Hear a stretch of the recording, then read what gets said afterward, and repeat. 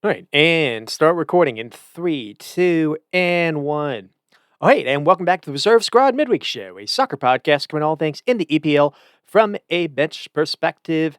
I'm just been have been away again for a little break, and I picked a pretty wild time to be away. I'm in a little bit more of a calmer mood, I guess you can say, as a Liverpool fan since I last did my this little podcast. It was a good weekend for me a couple weeks ago. It was good in the midweek. It was good this past week, and even in the midweek, stress to the max. But it was quite a payoff for versus PSG. So I'm going to try to cover it all. I'm not going to really talk about what happened in the FA Cup, what happened the weekend that just happened.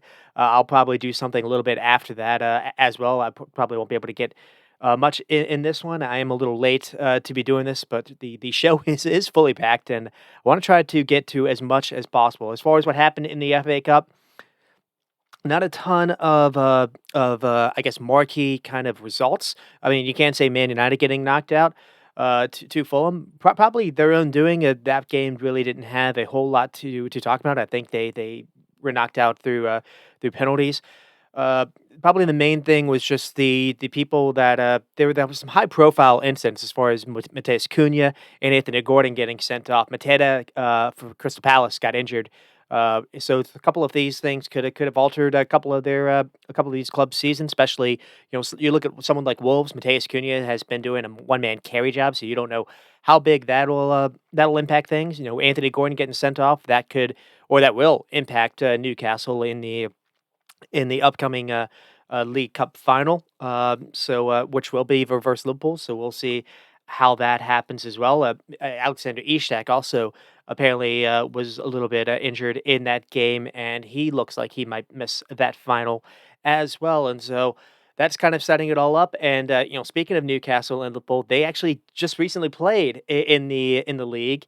And Liverpool did go on to win 2-0. That was another game that Isak wasn't able to play, and I think basically what they did is they rushed him a little bit, maybe too early, and there was some kind of consequence for that. But in this game, Szoboszlai and Alexis, two Liverpool midfielders get the two goals. That's something that Liverpool have struggled with over recent seasons, and they brought in a midfield overhaul basically last summer.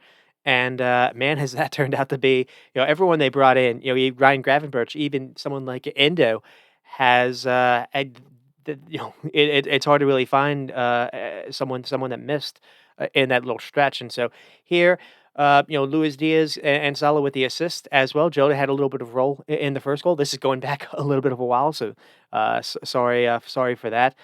These just kind of the main notes to talk about here is we did see what we saw versus Man City, and I'll get to that game a little later on as well. But the show will mostly focus on what happened in that Man City game and what Arsenal did in their game versus West Ham, because I do think I do think that you've started to see a couple themes. I will also focus a little bit on what I've seen with Man City, how all of a sudden their season has changed, probably for the worse. We saw a different Man City than we saw versus Newcastle, and that City side has kind of gone away. Newcastle maybe played a little bit of a role in that, but I also think it's just we it's like we saw with that Chelsea game, when I mentioned before. We saw a Man City side that was willing to play in a way that Pep doesn't always like, per se, and that'll be another kind of theme that I get to. Like the main theme I wanna say now, because you can look at Chelsea as well. That'll probably be it. So you look at Arteta, Chelsea, and Pep. They've all kind of fallen into the same kind of problem. You could maybe throw in Ange Spurs a little bit into this as well, where there has been maybe not as much, but a little bit, where there has been this kind of thought process on uh, trying to find as many creative ways as possible to just overpack the midfield, where there are just so many options, and you just keep the ball left and right. And what you've done is you've neglected the wide areas. You've neglected, people to bring it in, whether it's recruitment or elsewhere. You've neglected having players with the 1v1 ability to take people on and beat them. And God forbid, maybe you lose the ball. Well, you should be able to win it back. Now, Spurs should usually are okay with that because they have their defenders with Van de Ven and Romero that can usually handle that high line. Spurs maybe aren't the best example, but you've seen it with Chelsea. You've definitely seen it with Arteta, with the way that he's decided to just do away with fullbacks. Basically, now he uses wingers, uh, but basically they become way too predictable, and they don't have help. They don't have anyone overlapping them or anyone ever to play 1-2s with or anyone underlapping them basically. And you're seeing that with the way that Pep has tried to line up with Man City. So I think we're starting to see that kind of backfire, and we're seeing a different they called it, I guess, a WM, where we're seeing kind of a new way to play where, Liverpool started to line up with a 4-2-4 in every single game now. And what that does is they're basically double loaded on the wing. So it's entirely different. Now you are maybe a little bit light in midfield if Liverpool get if that front line kind of gets played around, but it's leading them to one, you can still play box midfield, so you can still control things, but the way that Slot has gone about this, he hasn't tried to just shove both Alexander-Arnold and Robertson, uh, you know, inverted, as they say, and you basically, well, one of the things that we've seen since the Everton game is Robertson's gotten more of a being able to play a little bit higher in his role sense, and it seems like what they've been doing is they've been keeping Trent a little bit further back to have him kind of play some balls over the top. But what we've started to see, we saw it versus City, but we really did see it again versus Newcastle, and I think we saw a little bit of it versus Southampton. I'm not really going to be able to talk too much about that game again. I'll do that maybe in a different episode.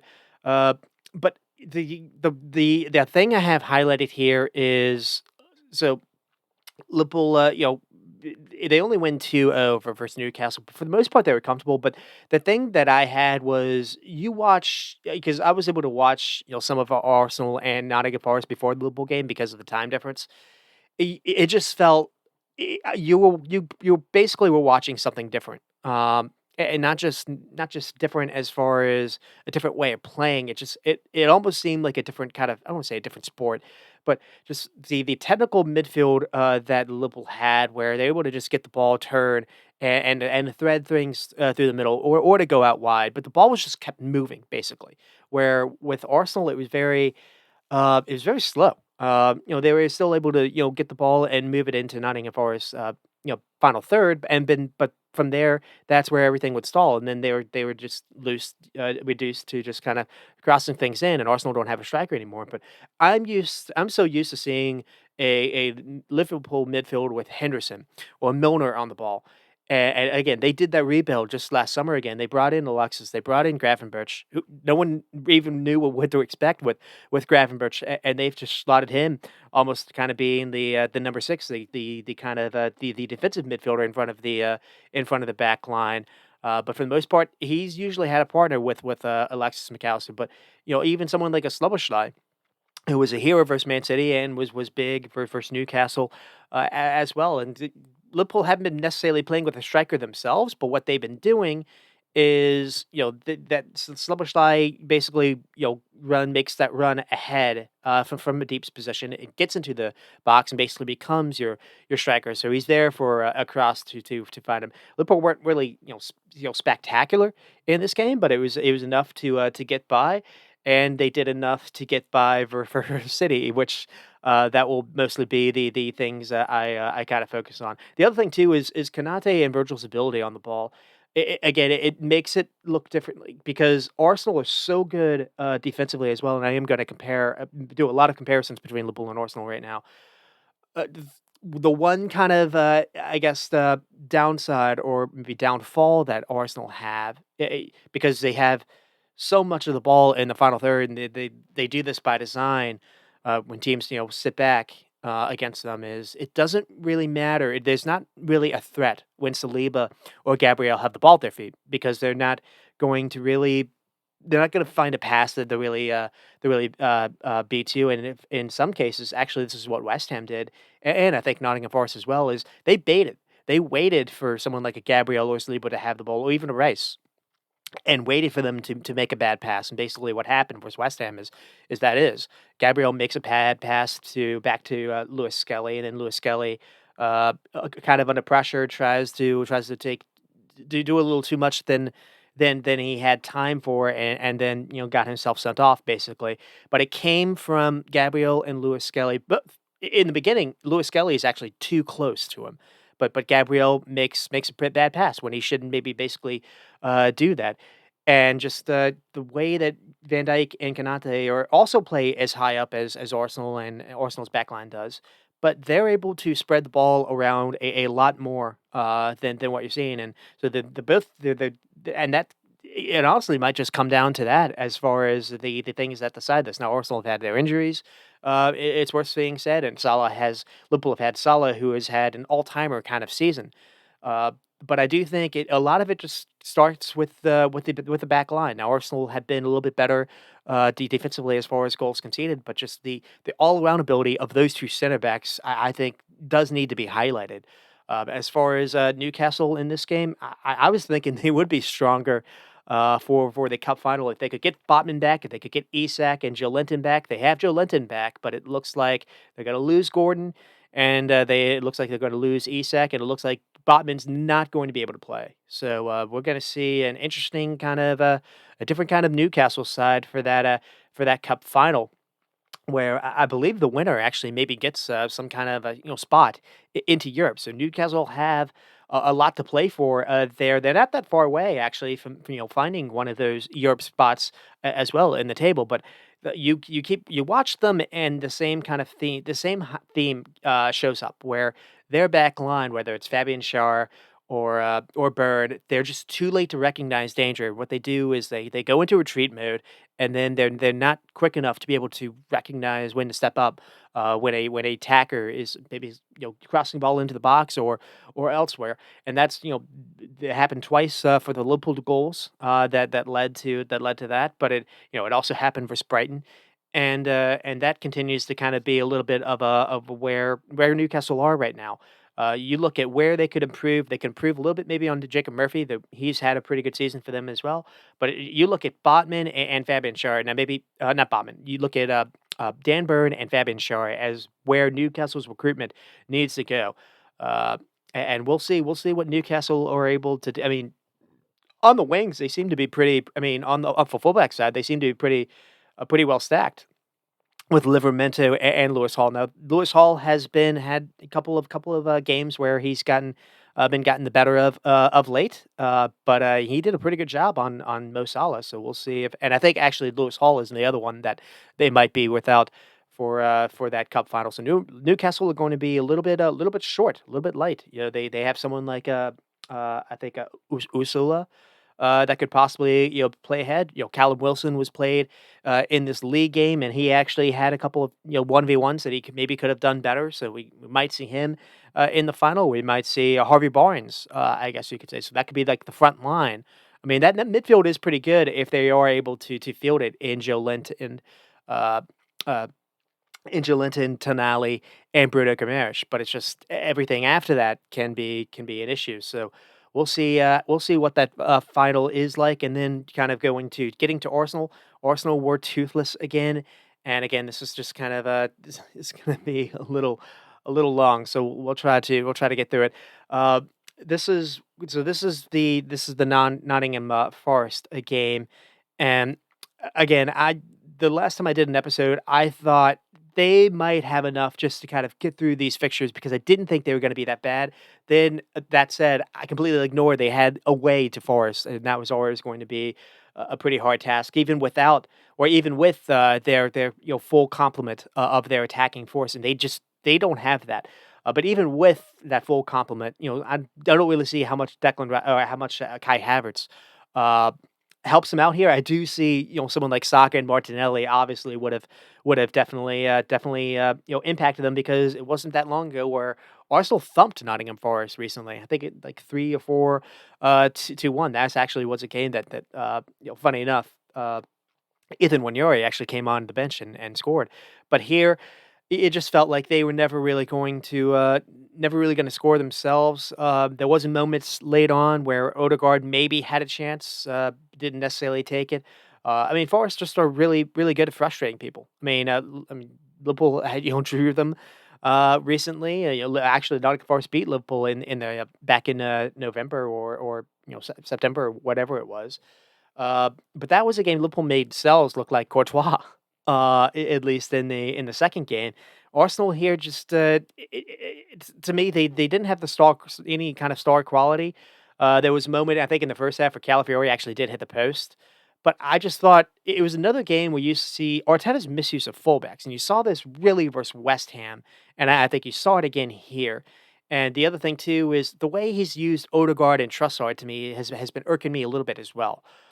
And that'll be kind of the thing that I kind of focus on. Trossard is probably your best finisher, pure finisher, and you don't have anyone else that can possibly do any kind of job for you. So why are you playing him as the guy to be on the wing to cross things in? Cross things into who?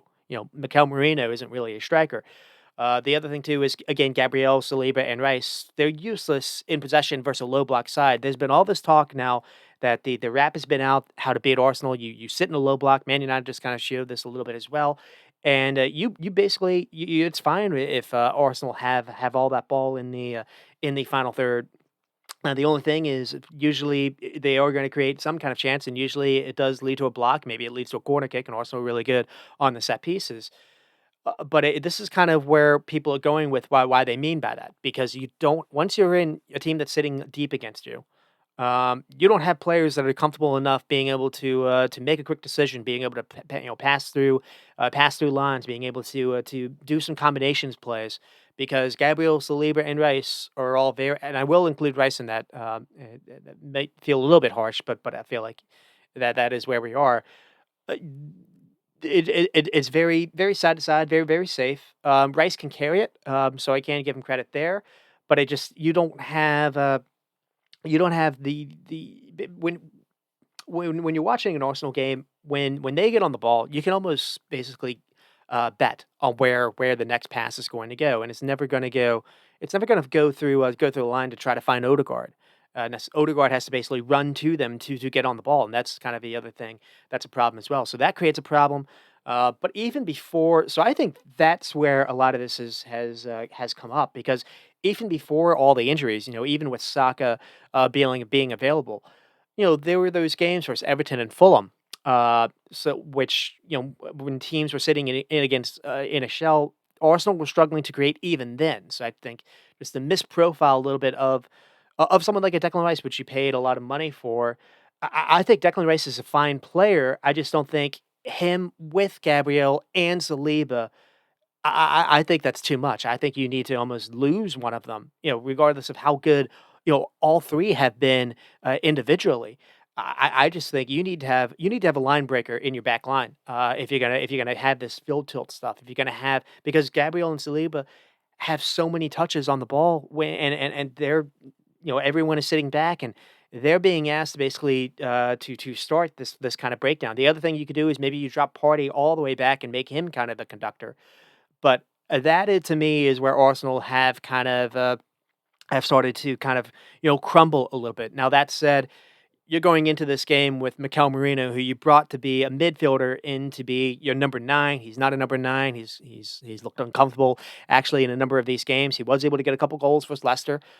I was thinking Arsenal would probably be it would probably be able to do enough with the fixtures that they had, whether or not through set pieces, keeping clean sheets. Where I thought this probably wouldn't be as big of a problem as it's been, and maybe I was trying to jinx it a little bit. Uh, and it really has. Now that said, they just got Martinelli back. There is talks possibly Saka could be back, maybe by then the gap could be too far. Now I'm not going to say the title is necessarily done and dusted now, though it is I think 15 points now. There's going to be there is a way for this to change, and it's going to be the international break. We'll see if Liverpool can get through that without actually losing any kind of key players to injury. Now that's kind of where we are as far as what Arsenal need to do, next season to get it over the line. I do think they were closer last season than this, not just points wise, but it just felt. Oh, maybe I shouldn't really say that. It, it I think what I should say, actually, I should completely reverse myself. I think what I'm going to say is last season, I think they got lucky because that was the season where they bring in Kai Havertz and Declan Rice, and they were able to stick with City for that entire stretch. But when push came to shove, one they weren't. They had a chance to beat Man City, head to head, and didn't. They went to. I think they had a big game versus Aston Villa. Now Arsenal had to basically be perfect. They were going against basically a machine, and the machine ended up beating them. Arsenal were basically a machine themselves. The year before, they probably would have won the league if not losing Saliba, and that's unfortunate for them. I do kind of hold on to that. That was, Man City were a good team, that, machine, type season, that season as well, but I just thought Arsenal were the better team in the league, that season. Then you lose Saliba and you have to play Rob Holding for a number of those games. You had Ramsdale that forgot how to play keeper in a number of those games, and just they ended up crumbling a little bit, towards the end. But that season, you had Thomas Partey, playing things in midfield, but you had someone like a Granit Xhaka who I consider was their space kind of eater, or the space creator, I guess you could say. He would go outside, and make these runs outside. He'd have a good cross on, but what that would do is that would create spaces for Martinelli. I think you've seen Martinelli struggle to be a different player without. Someone like Granit Xhaka, and they never really replaced him. They bring in Declan Rice. They pay 100 million for him to be this kind of number six, central kind of defensive minded midfielder, the protection in front of a back line. And the problem is he was getting the ball a whole lot of times, and he didn't like doing a forward pass. He can hit something in the air, but he doesn't like doing those anything 8 to 12 feet, in front of you kind of passes. Uh, to 2 feet, and so that this season we've seen a change. We've seen Declan Rice played a little bit higher up, and we've seen Thomas Partey, come back in the side, and that at least kind of fixed some of their kind of build-up plays through the mid block, and now, they had issues with the mid block last year. This year, it's more kind of the low block, and I think this is where the not playing, traditional fullbacks has really stifled them, even before, the injury problems. You Soccer was getting on the ball, and it was pretty repetitive, pretty predictable what he was going to do, and usually he basically had to beat two defenders on him.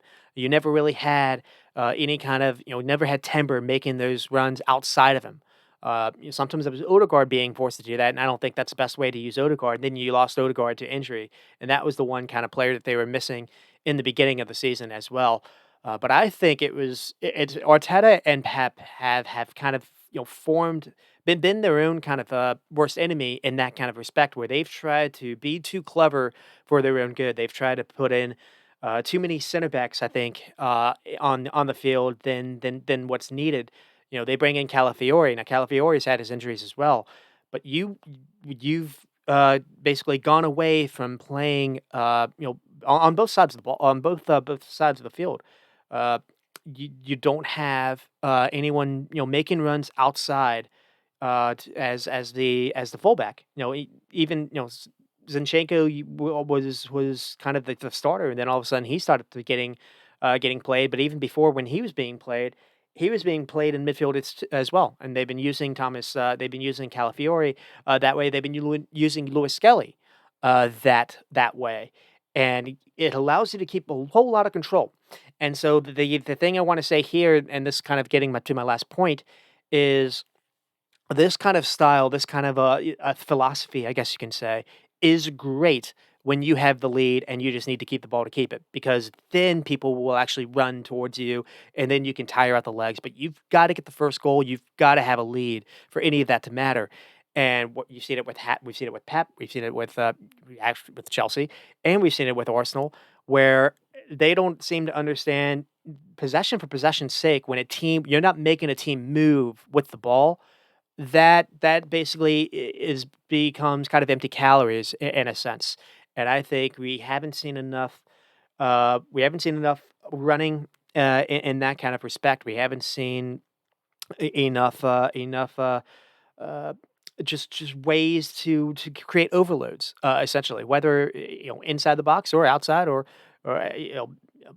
underlaps or overlap kind of run. So I think that's been hurting him. So the injuries are massive, but I think it's more the kind of that than anything else. Obviously, you lose soccer, and that is what it is. One thing you can say is there was moments when it maybe looks like they were going to be okay, and there was a Crystal Palace game I think in December when Gabriel Jesus was able to play in that game. That's been a guy that's been uh, he's missed so much of the season, so much of football for the last 2 or 3 seasons now. There was a moment where Gabriel Jesus and Havertz was clicking. That was weirdly a game when actually Declan Rice didn't actually start and came off the bench and got a goal and assist. But you were starting to maybe see a bit of a different kind of Arsenal then. But that is just kind of it. It's been too much. I do think the misuse of Odegaard as well. The one thing I was thinking about watching Nottingham Forest is, or at least looking at the heat map, is it almost seemed like for the most part he's been given a position, and that position is basically play in the kind of right half space, if you will, and he's getting all these touches over here. And what I did was I compared him to where Cole Palmer's heat map's been for the last few games. Now, Cole Palmer hasn't really had the best games. Maybe this isn't the best example, but anyways, just to do a little experiment. And it's all over, and it's all over because mostly Cole Palmer's playing essentially he's got a free role, he doesn't really have a set position, uh, and I think by Arteta asking Odegaard to do that, obviously it makes him better defensively or out of possession, you basically have everyone kind of in a uh, nice little kind of zonal position where, you're not really supposed to leave that space. Uh, but I think that's limited what Odegaard can best do. To be honest, would play Odegaard kind of like that number 10, and that number 10 role has come back to the game. But maybe to do that, you would have to sacrifice maybe a little bit more possession. Maybe Arteta doesn't really like doing that. I did not see them in the Champions League. Now they did win that game. I think 7-1 versus for PSV. The heat map did look entirely different. So maybe that was where maybe Arteta did kind of change things a little bit. I haven't looked at the heat map from the Man United game that just happened. I'm gonna imagine it was probably a little bit more centrally, but what I'll have to see. One thing I did notice, at least in the Man United game, was Timber was making more runs outside. So that's at least positive.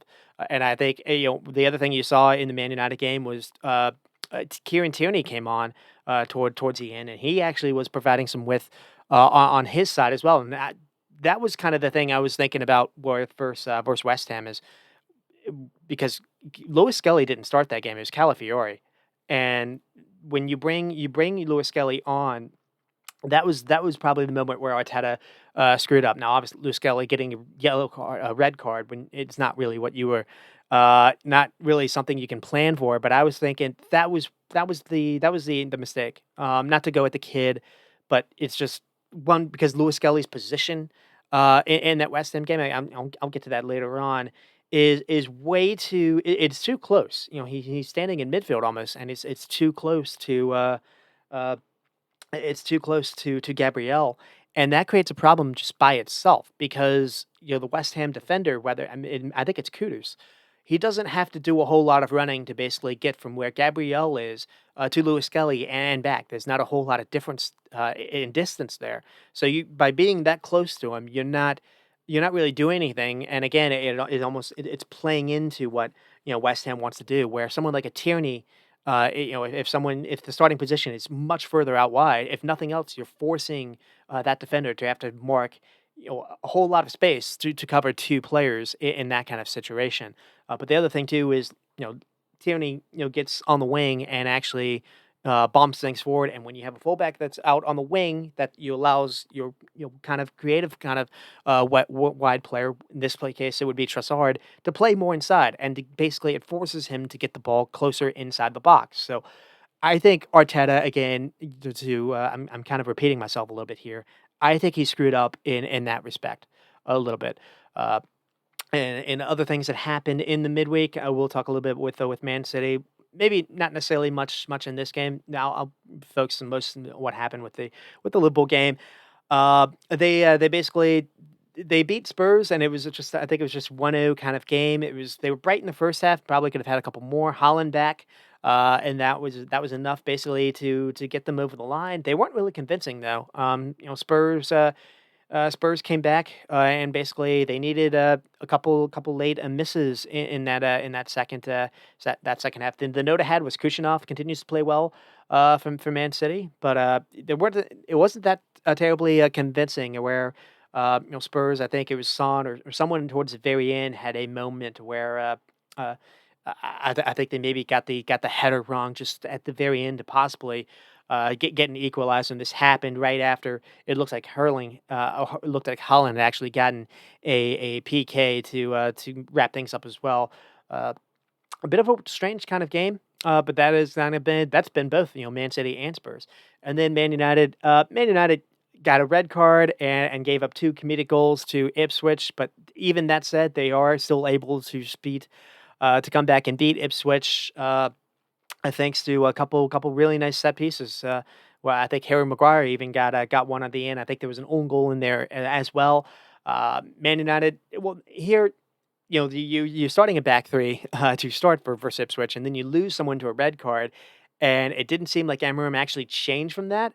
So it's not like they were able to get a whole lot of open play kind of attacks, but they do just enough. They just struggle to create here. They struggle to create versus Fulham. But they're at least kind of turning things around slightly. I don't know if I can go that far. One thing to say is the last time since I did this, Man United also played Everton, and that was a game they were losing, I think 2-0, and they come back to actually get something in that game as well. The thing that I've noticed here is the difference maker, and it's not necessarily because he's all around amazing, but the difference maker has been Garnacho in a lot of these games. Now, he's someone that Ruben Amorim hasn't always favored. He's someone that actually the Man United fan base doesn't always kind of favor these days, but he actually offers them kind of some ability to counter with, some ability to be direct, some ability to just to get things going. And what he did versus Everton is he comes on. I think he came on for Casemiro, and that changed the game because what he did is he bought the two fouls, and Man United would be able to get back by I think it's Bruno Fernandes kind of a free kick, and then I think they scored on another set piece, or Ugarte had a really nice volley after a set piece. So Man United were just at least able to get back in there. I think Everton were a little undone by towards the end, where it looked like they could have gotten a PK on them, and that's kind of where that game happened. On Tuesday, the other game to talk about in the midweek was Crystal Palace over Villa. This was maybe one of the more kind of surprises of the weekend. Unai Emery continues to kind of struggle a little bit in midweek games, where he's had that issue where with Champions League as well in Europe, where sometimes they perform in Europe. Actually, they've been really well performing in Europe, but every time they've had two games in a week, it seems like they've struggled a little bit.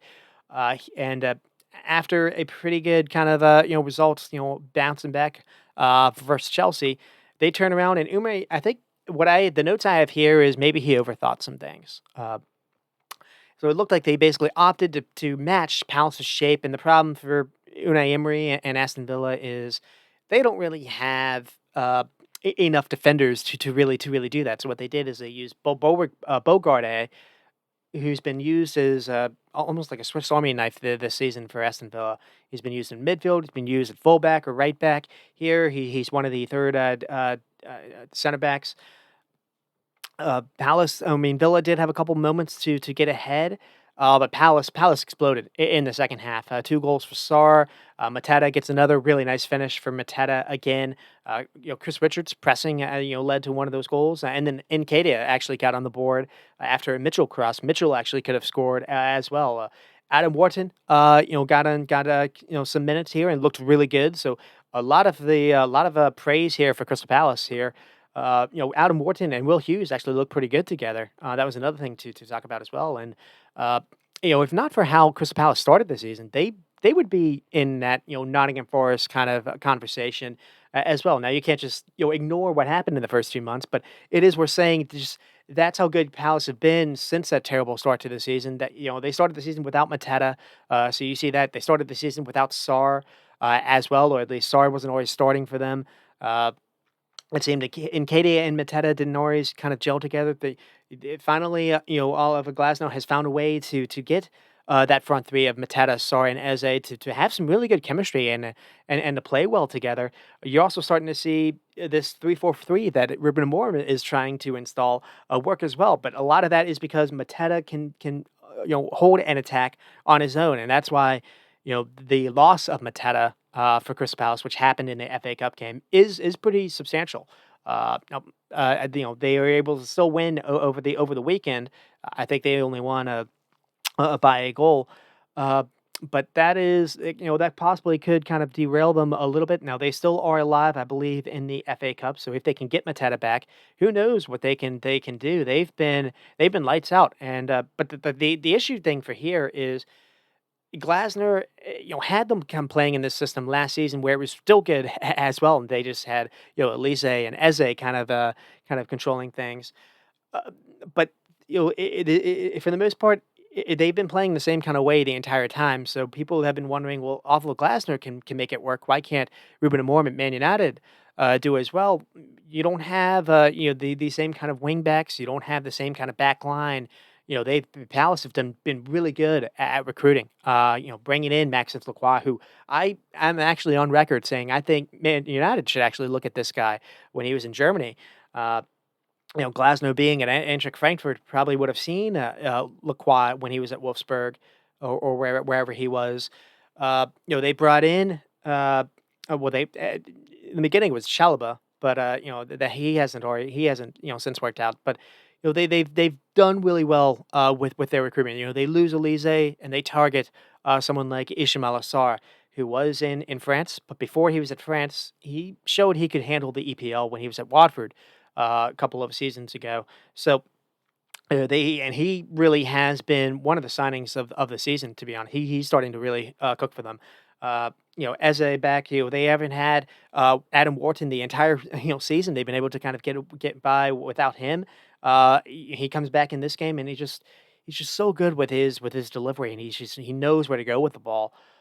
You just wonder what would happen if they had him for a full season, and they've been without Shaq Decore for the entire season as well. So it's been a clever kind of roster construction, and they were to play high. They were to play with an aggressive high defensive line, but you also have someone like Mateta that can manage the entire attack on his own. Where someone like you look at Man United again, you don't have that without Rasmus Højlund.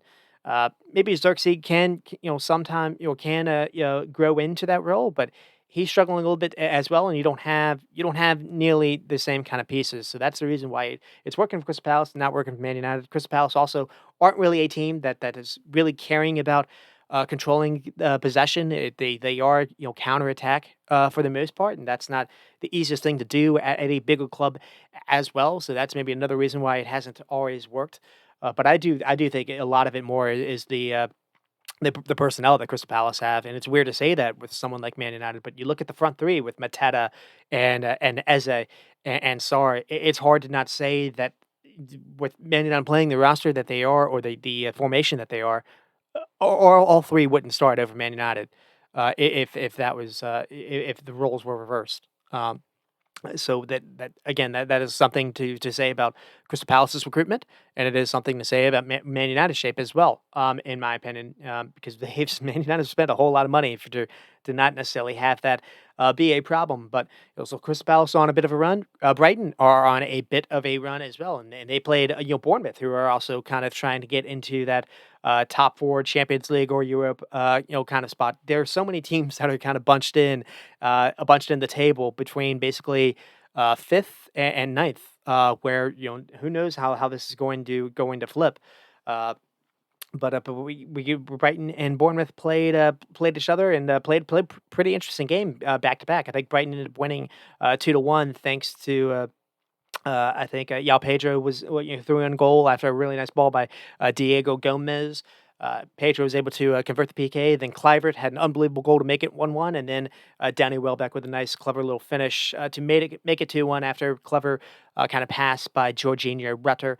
Brighton have done a really good job to bounce back since that Nottingham Forest, seven goal kind of loss defeat. They've been clicking a little bit, and they beat Newcastle in extra time in the FA Cup. So Brighton are still alive in the FA Cup as well.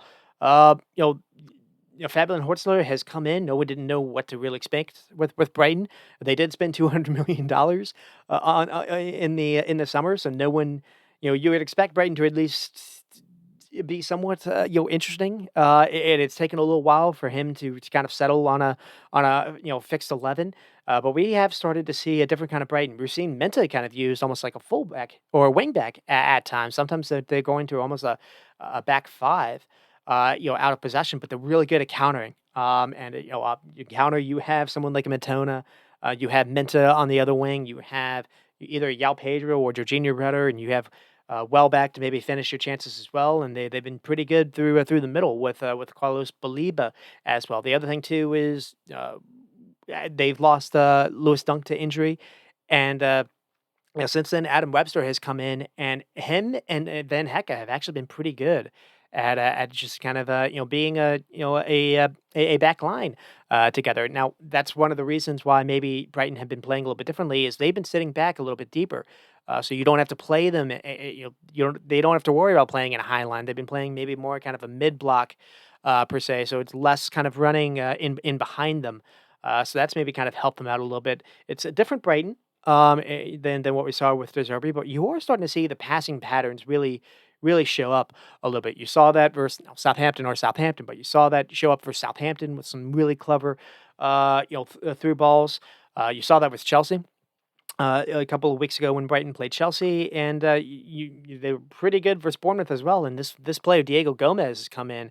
He doesn't always start for them, but when he's on the field, he actually looks like he's got an eye for a forward pass, a forward through ball as well. So that was a pretty good game for a pretty good result for Brighton as well. Kind of a negative for Bournemouth.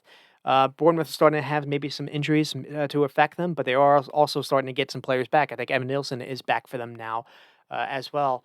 Uh, Zabaniri. Zabaniri wasn't able to go in that game because of what happened on the weekend, where he got red carded for Wolves. So Bournemouth are starting to hit a little bit of a slide, and that the slide is happening when Zabaniri is not available for them. That's disrupted the partnership between Dean Howson and Zabaneri, so that's showing up a little bit as well.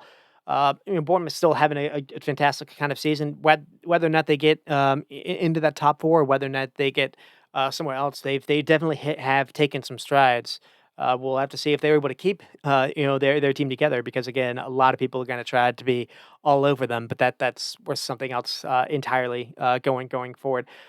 Fulham were able to rebound with Wolves. Rodrigo Muniz starts over Jimenez, and then Sessegnon actually started over Anthony Robinson. And Sessegnon actually got a goal in the first 4 minutes or so into the game, and then Rodrigo Muniz or maybe Jimenez actually got the second one. So they were able to. I think they won it 2-1. I think Yao Gomez had a goal to get one back. Really nice volley for Yao Gomez. Wolves are in that kind of weird stretch right now where it feels like they're safe. Everyone is saying they're safe. It's only a 6 point gap, and I just feel like Ipswich, because they do have someone like Delap, they have Enciso that can create some things for them as well. They have Hutchinson can has an eye for a goal every now and then. I do feel like Ipswich can, pitch a couple points here and there. So I don't necessarily know if Wolves are out of it or not. Wolves do feel like they have more quality to them, but that midfield of Andre and Yao Gomez can maybe start for Brazil, to be honest. And they have someone that could possibly start for Brazil in Mateus Cunha as well. And the only issue for them is they're not going to be without him for a couple of games because of the disciplinary action on the red card that happened in the FA Cup game. So if you're a Wolves fan, I don't necessarily know if this is done and dusted or not. Now, I think Leicester are also on 17 points. I don't necessarily know if I trust Leicester that much, but Ipswich still have something to them. in my opinion. Now, I could be entirely wrong. Now, Ipswich haven't always been the best defensively as well.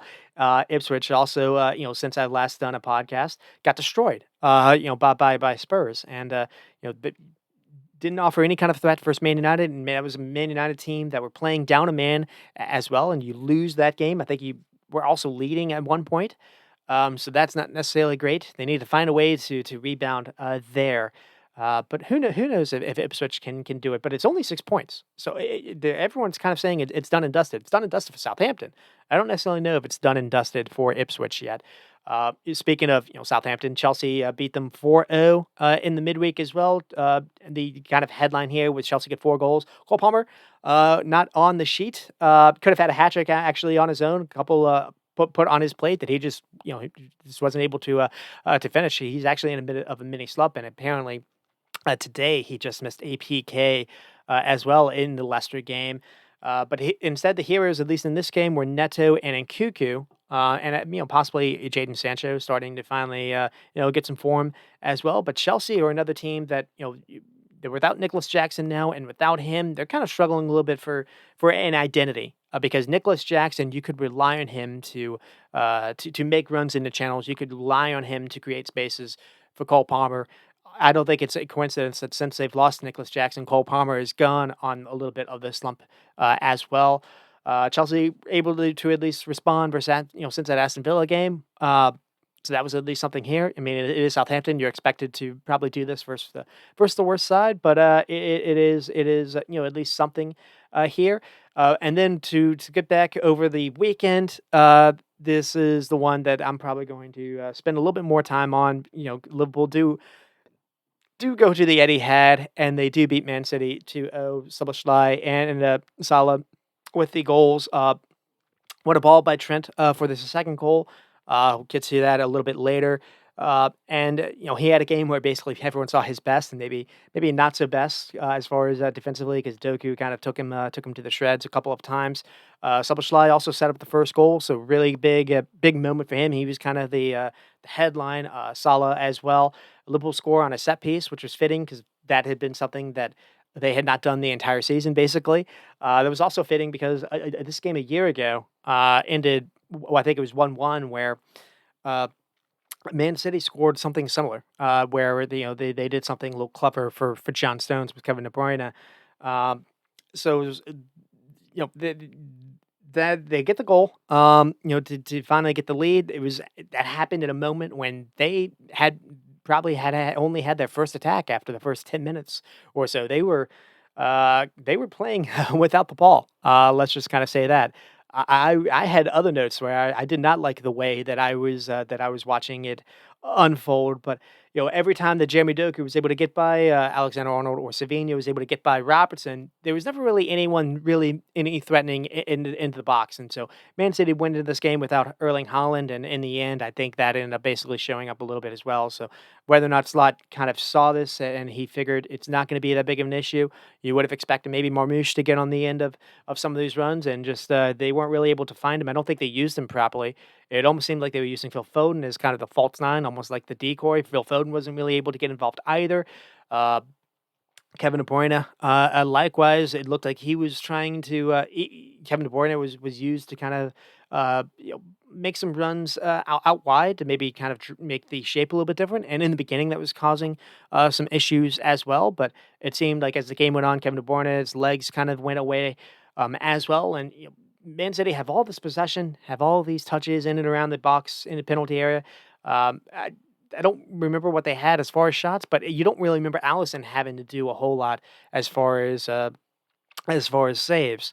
And that's just kind of it was for the most part, it was kind of a comfortable game. Now it was stressful to watch, but so then Liverpool had to suffer at least as far as when Doku had the ball out wide, or Savinha, but not a whole lot came as far as in product. Not even just in product, just not a lot came as far again where Allison had to make some saves. So. And then in the second half, it could have been more for Liverpool. Jones had the ball in the net after a really really well worked goal, where Szoboszlai was able to get in behind. I think it's an unbelievable ball by Grafenberch. Played in behind that high kind of Man City defensive line.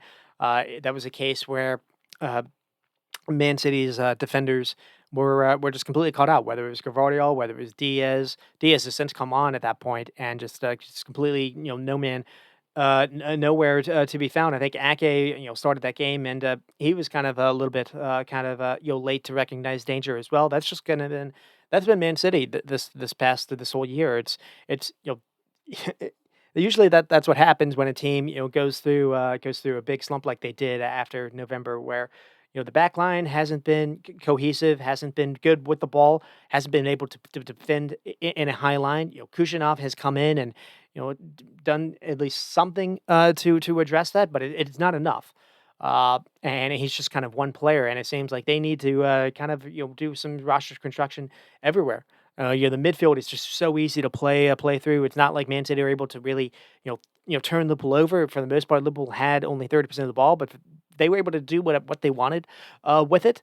Uh, and then just the attack. Now, for the most part, this is a game without Holland, and here's a chance to see what Pep can do without him. And just like we saw with Real Madrid, not a whole lot was the answer. So uh, it was in the beginning.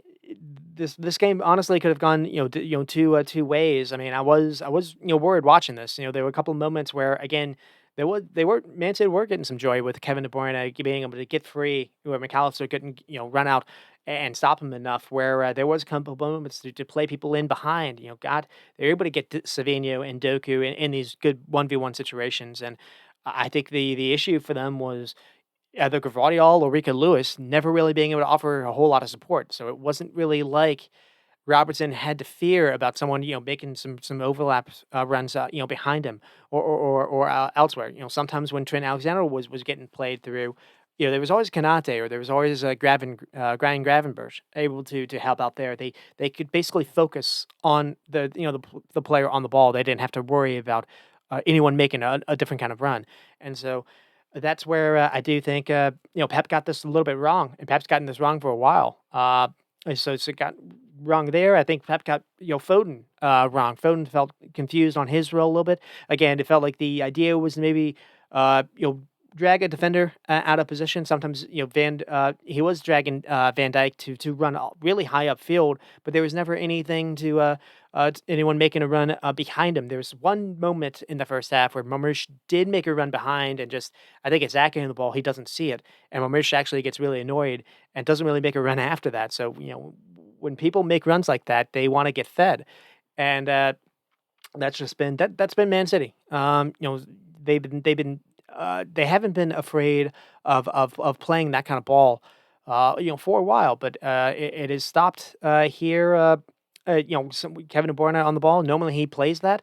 Maybe Ruben Diaz on the ball would have played that. But it's just that's the problem when you have when you're a possession based side, because your center backs are going to have the ball a ton of time, and Man City's center backs have not been good in possession. And they the other thing that needs to be saying is Rico Lewis gets played to start this game, and he's basically playing in midfield, kind of next to Nico Gonzalez. And I think the problem to that is it is just Liverpool were able to just kind of bully him a little bit. They were waiting for him to get the ball in a pretty bad area, and he does, and that led to almost basically the first goal, because a turnover led to the corner kick, and Liverpool scored on the corner kick. So, uh, I mean, it is funny how quickly things have changed. I wasn't trying to get ahead of myself, but I was fearful that maybe Man City would respond after that Real Madrid game, and that was not the case. But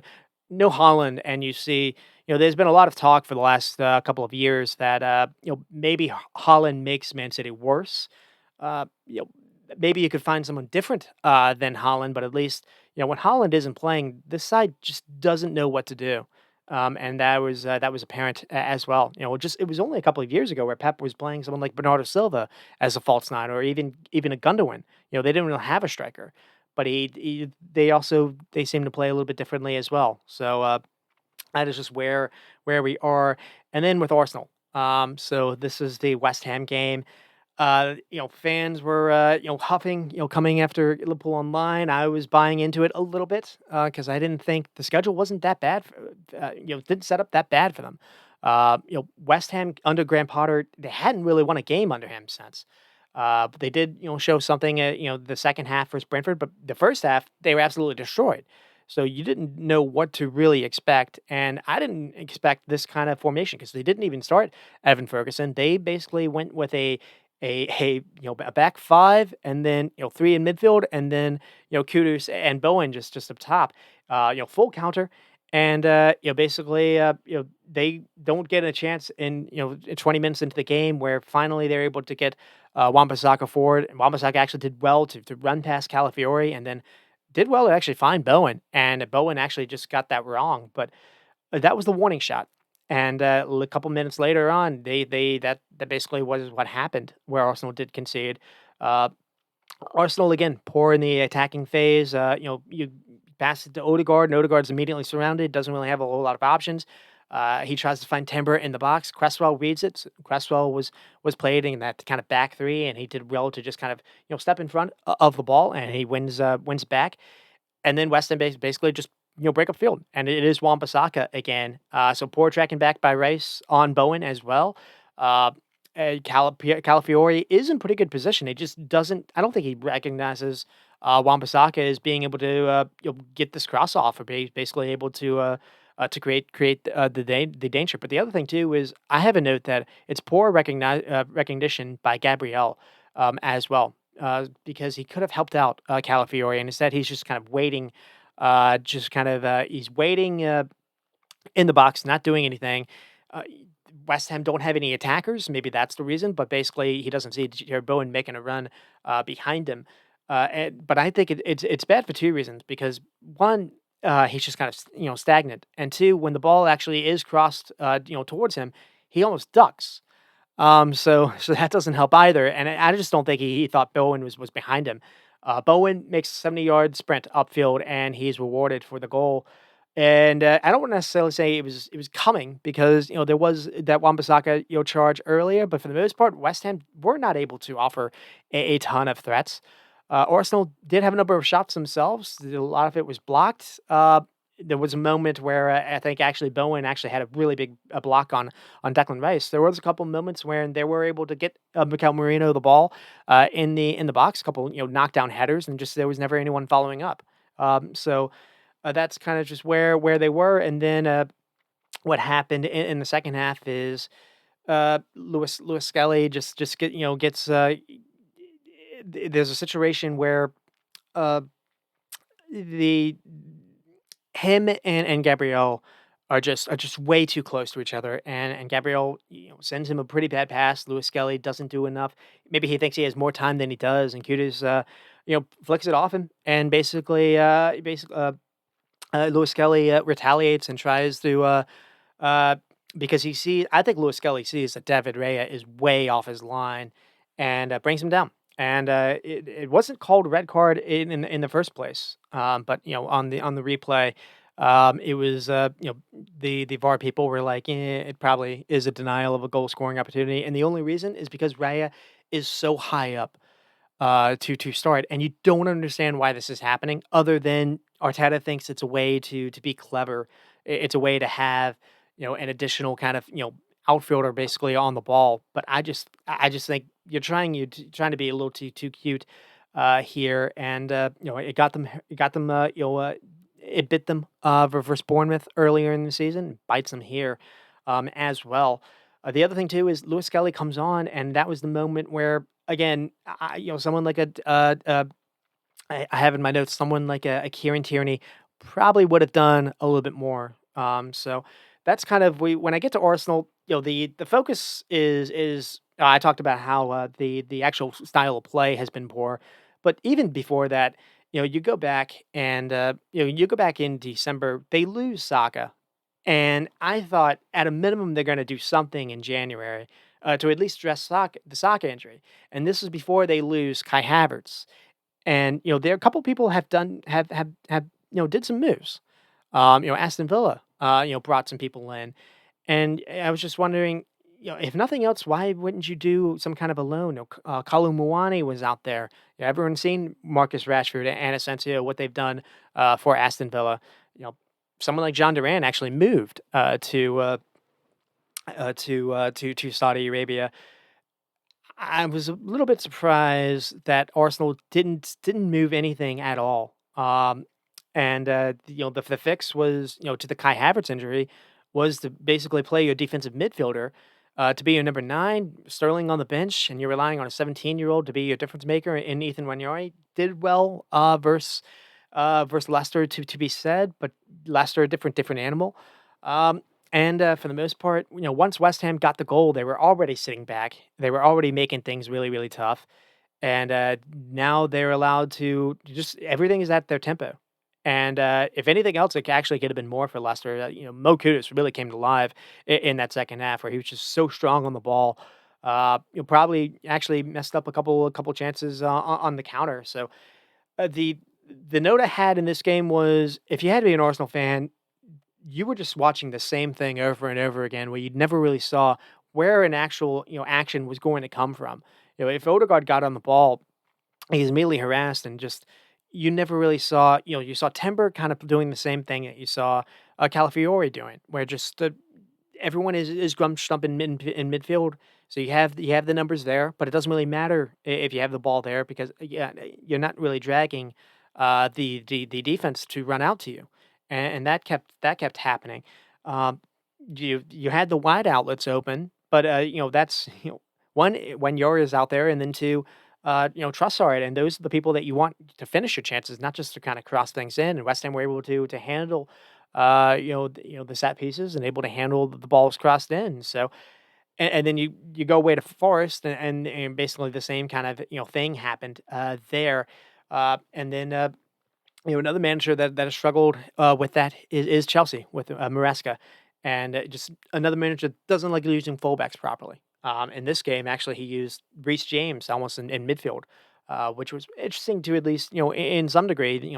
Chelsea weren't bad in the first half, but every time it felt like Aston Villa were able to get break on, they were the more threatening side. And it's another case where again you've got a possession based side that thinks having 70% of the ball means something, and if you don't have a lead, it doesn't. And if anything else, you're actually all having the ball so much because you're slow at doing it. You're not able to get these runs in behind. You're not able to be direct. It's not an open game. It's very very slow tempered. Uh, all you're doing is you're just allowing any kind of turnover. You're allowing a team to get the ball where they can exploit a lot of space behind you. And what happened in the first half is Ollie Watkins was getting a couple of moments where he was getting free. And if not for maybe a better finish here and there, they probably could have gone ahead. And then in the second half, what happens is Rashford comes on and Enciso, and while Chelsea was having some success while playing Malo Gusto really high up, almost like a wing back. The second half, Rashford being able to play the way he was, it forced Gusto or to have to mark him and do way more defending. It allowed Villa to kind of take back a little bit more of that territory control, and the Villa just were able to create enough to get a couple goals back in it. A couple of these maybe were fortunate. I think the first goal came after a a, a misplayed kind of free kick where Villa were able to recycle it. One cross in was able to find Rashford, and then Rashford was able to find just kind of adjust his body to find Inciso or Asensio in the box, and then towards the end, I think also on a corner kick, short corner kick, Rashford was able to find Asensio where a first time volley was able to just kind of it does enough just to put the goalkeeper uh, just a little bit off it, and that's kind of the other thing too. Chelsea continue to have goalkeeper errors, whether or not it's Sanchez one week and this week it was someone else, and that ended up being a bit of their story as well.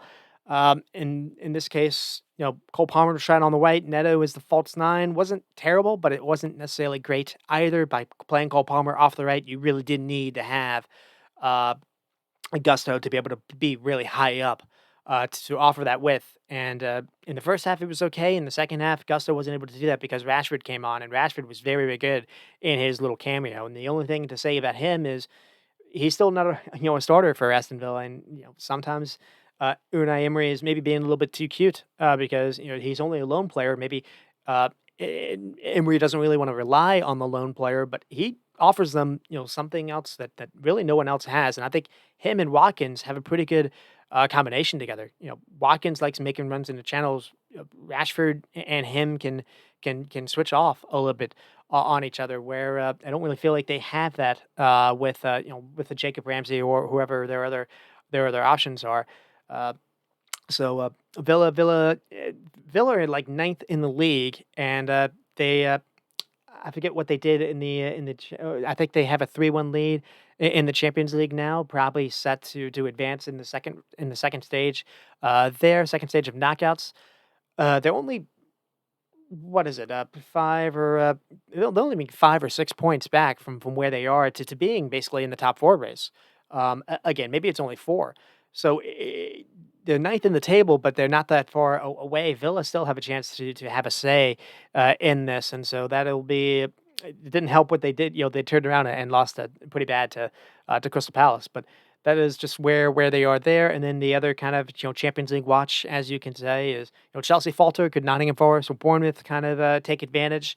Uh, Forest played a very strange game versus Newcastle, where I think it ended up 4-3. This is a while ago, so I'm going back a little bit. They get the first goal actually with Hudson-Odoi. I do remember that there was a pretty bad throw in by Newcastle right to him, and he basically found the keeper off his line. But from there, Newcastle just came out and just boat raced them. A couple calls went maybe against Forest a little bit that compounded things, but Newcastle deserved their lead just every single time. It felt like Nottingham Forest maybe had a little bit of an attack, and every time from the keeper just being able to restart things really quickly, then able to just a couple runs, just they basically ran past Nottingham Forest, and you have someone like Isak that that can sometimes happen. You have someone like Anthony Gordon making a clever run, basically taking the fullback out of position. We're able to get the Newcastle were able to get the I think the fullbacks a little bit higher up. Just clever movements, and they took a 3-1 lead. Uh, you thought actually, I think it was a 4-1 lead, and you thought that was probably done and dusted. I think Isak had a PK that went their way, as well. And the second half, the kind of the opposite happened. Everything switched. Nottingham Forest suddenly were much more aggressive in the pressing. It felt like they weren't just sitting off. And for the most part, they were able to get Newcastle to turn the ball over a whole lot, and they were able to get a couple corner kicks here and there, score a couple on the corner kicks, and actually, if not for a couple actually misplaced headers by I think Moreo and maybe someone else, maybe Milenkovic, this probably could have ended 4-4. So a very wild game here. Newcastle continued to try to you have a lot of the finished product here, but again, I do think the back line is the issue. Um, and then with Bournemouth and Wolves, the things to talk about here is Bournemouth stumble because they lose Zabineri. It's an unlucky kind of mistake by Zabineri. He's going for the ball, he gets it, but basically the cleat bounces off the ball and catches the studs on high on someone's leg, and I don't really like it, but it is enough we've seen that called for like 2 years now. So he misses a number of games for them, and Bournemouth have struggled since losing him.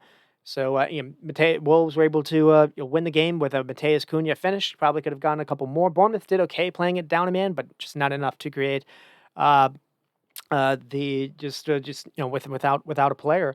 And then Bournemouth, being without a man, went to Brighton and again played well, but it just wasn't enough. And then speaking of Brighton, Brighton looked amazing for Southampton. Now Southampton or what they are, but Brighton, some of these goals were really nice. Yao Pedro with a flick finish, able to get in behind. He's starting to actually connect pretty well with Jorginho Rutter. Um, I think Rutter actually made it too. A pretty unselfish assist by Minta here. There was a moment where actually Minta probably could have had a third goal. Unbelievable through ball by Diego Gomez. Ramsdale had to basically make 8 or 9 saves in this game as well, and they lose 4-1. So I mean, Brighton created like 11 chances in this game, 11 big chances in this game. Henselwood made it 4-0 with a late kind of header. Southampton tried Joe Rebo at a third center back. Did not work out. He got destroyed left and right, either by Menta or he got destroyed by Mitoma as well. again, Ramsdale had to had to make a number of saves just to keep this from being embarrassing. Probably could have been a 10-0 kind of game, to be honest. And just Southampton have been trying to, trying to find a way to be competitive, and it seems like they're going a little bit more backwards than not. And they gave a decent shot first for Liverpool. I can say they gave me a scare, but again, just because they are poor as they are, Liverpool were able to do just enough to survive that scare as well. And then again with Brighton, Fabian Hauser has this side clicking a little bit, and they've been they were without Carlos Baliba for the Nottingham game, but something has changed since that as well. Again, Adam Webster has come in. I do think they've changed a little bit of their rest defense kind of shape. So that is just where we are with them. Southampton look kind of bad. You have Ipswich and Leicester's maybe look set like they're set to go down, but it's only 6 points. But you don't really like the way this is going. Ipswich has a chance to maybe do something with Spurs. Spurs or the team that they had the one kind of win against, and it didn't actually. Tottenham didn't even start well in the game. Vicario had to be called to make a pretty big save on I think Jaden Philogene. 2 minutes into the game. Delap had an early scare as well, and he continues to be impressive for them. Just despite having pretty little to work with, I do like big number nines that can make good runs in the wide areas, but can also be responsible to do this hold up play. If you're Man City, you're probably looking at regretting that sale. In my opinion, I don't know if necessarily the higher ups do, but I think Man City fans are looking. They're probably going to use the lap in some of these games, especially the games that don't have Holland. Uh, but here, Spurs did more than enough. I think the problem for Ipswich is on their fullback side. Leaf Davies can be pretty good with the ball. Without it, he's a liability in pretty much any game, whether or not he's just slacking back, not tracking his run, or whether or not he's it's just out of position or just too late to recognize things, but it's just too easy. So Salin's able to find Brendan Johnson for a couple first time finishes, and then Kulishevsky had a really nice finish to make it a four towards the end as well. And it's just really easy for Kulishevsky to cut inside and just get a shot off. It's a really nice finish by Kulishevsky, but it's just too easy. There was a moment where I think Woodvin made it 2-2, but it was called back for offside, and that from there Ipswich just didn't have enough to stick with it. Uh, this game didn't feel like it was 4-0. Ipswich were competitive, but again, just if you're gonna leave a fullback that just gets beat regularly, it's not much that the Ipswich coach Kieran McKenna can really do. And so uh, I don't think it's necessarily done and dusted yet, but I am thinking it's closer. It's closer than not. Uh, Spurs get revenge from a couple of weeks ago, where uh, Ipswich did actually beat them. So Bergvall continues to impress a little bit for them as well. Uh, let's see. I mean, they only had 10 shots, but six on target. So again, it's not like it was the flying Spurs. Jed Spence starts on the right back, then he gets moved to left back, and I think he actually got one of the goals or deflected to go in. Odegaard came back. Madison, cameo second half. It feels like Andrzej Postecoglou just doesn't know what to do with Madison because he doesn't always start him. Doesn't really know what to do with Kulishevsky either. Doesn't really know what even his squad is when fully healthy, and he's had to do a lot of injuries as well. They just played Bournemouth, and not to really talk much about that game, but I think the center back pairing was Danzo, and it was Romero. It wasn't Archie Gray, and I feel like you haven't seen Archie Gray used in midfield the way that I think Spurs fans would like to see. You've seen Orange, take a while to trust Bergvall in midfield, and it feels like you could probably see something similar with Archie Gray, but I don't know if it's too little, too late for there. Another case as well, for their front line, Brendan Johnson, when he gets, when he's asked to apply a finish, he can. It doesn't feel like he works best when he works, fine in open play games. It doesn't work best when he's on the ball and he's has to do things 1v1 in tight areas.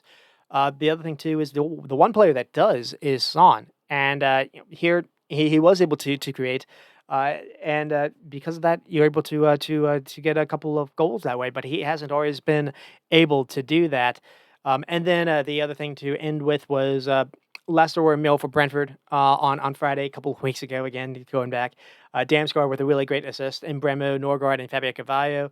The problem for Brentford is that's like the last time they were able to really score. They just got shut out by Aston Villa here, and I forget what they did. Well, they didn't have the FA Cup game, so I forget what they did in the midweek. Maybe it was a 1-1. I think they drew in the midweek to Everton.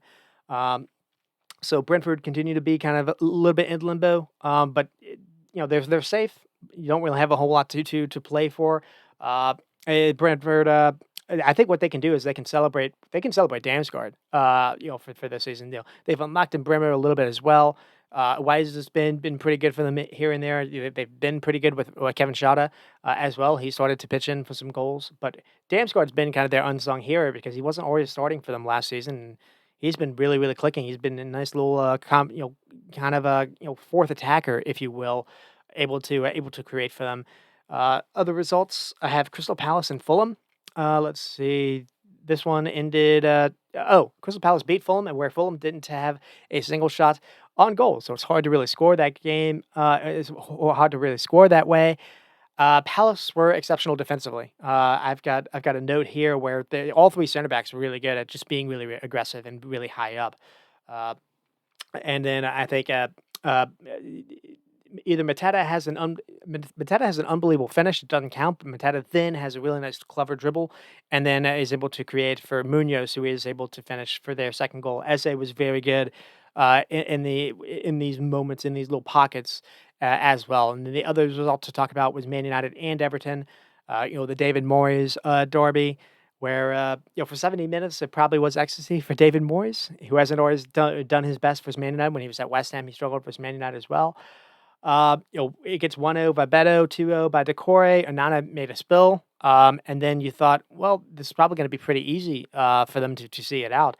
And then as the game went on, you saw the way that Everton are kind of constructed. They're constructed to kind of press a little, the press with high energy and to get some turnovers and then to basically counter. It's not really a team to kind of control the ball to see a game out, and that's where the possession actually comes into your to your benefit.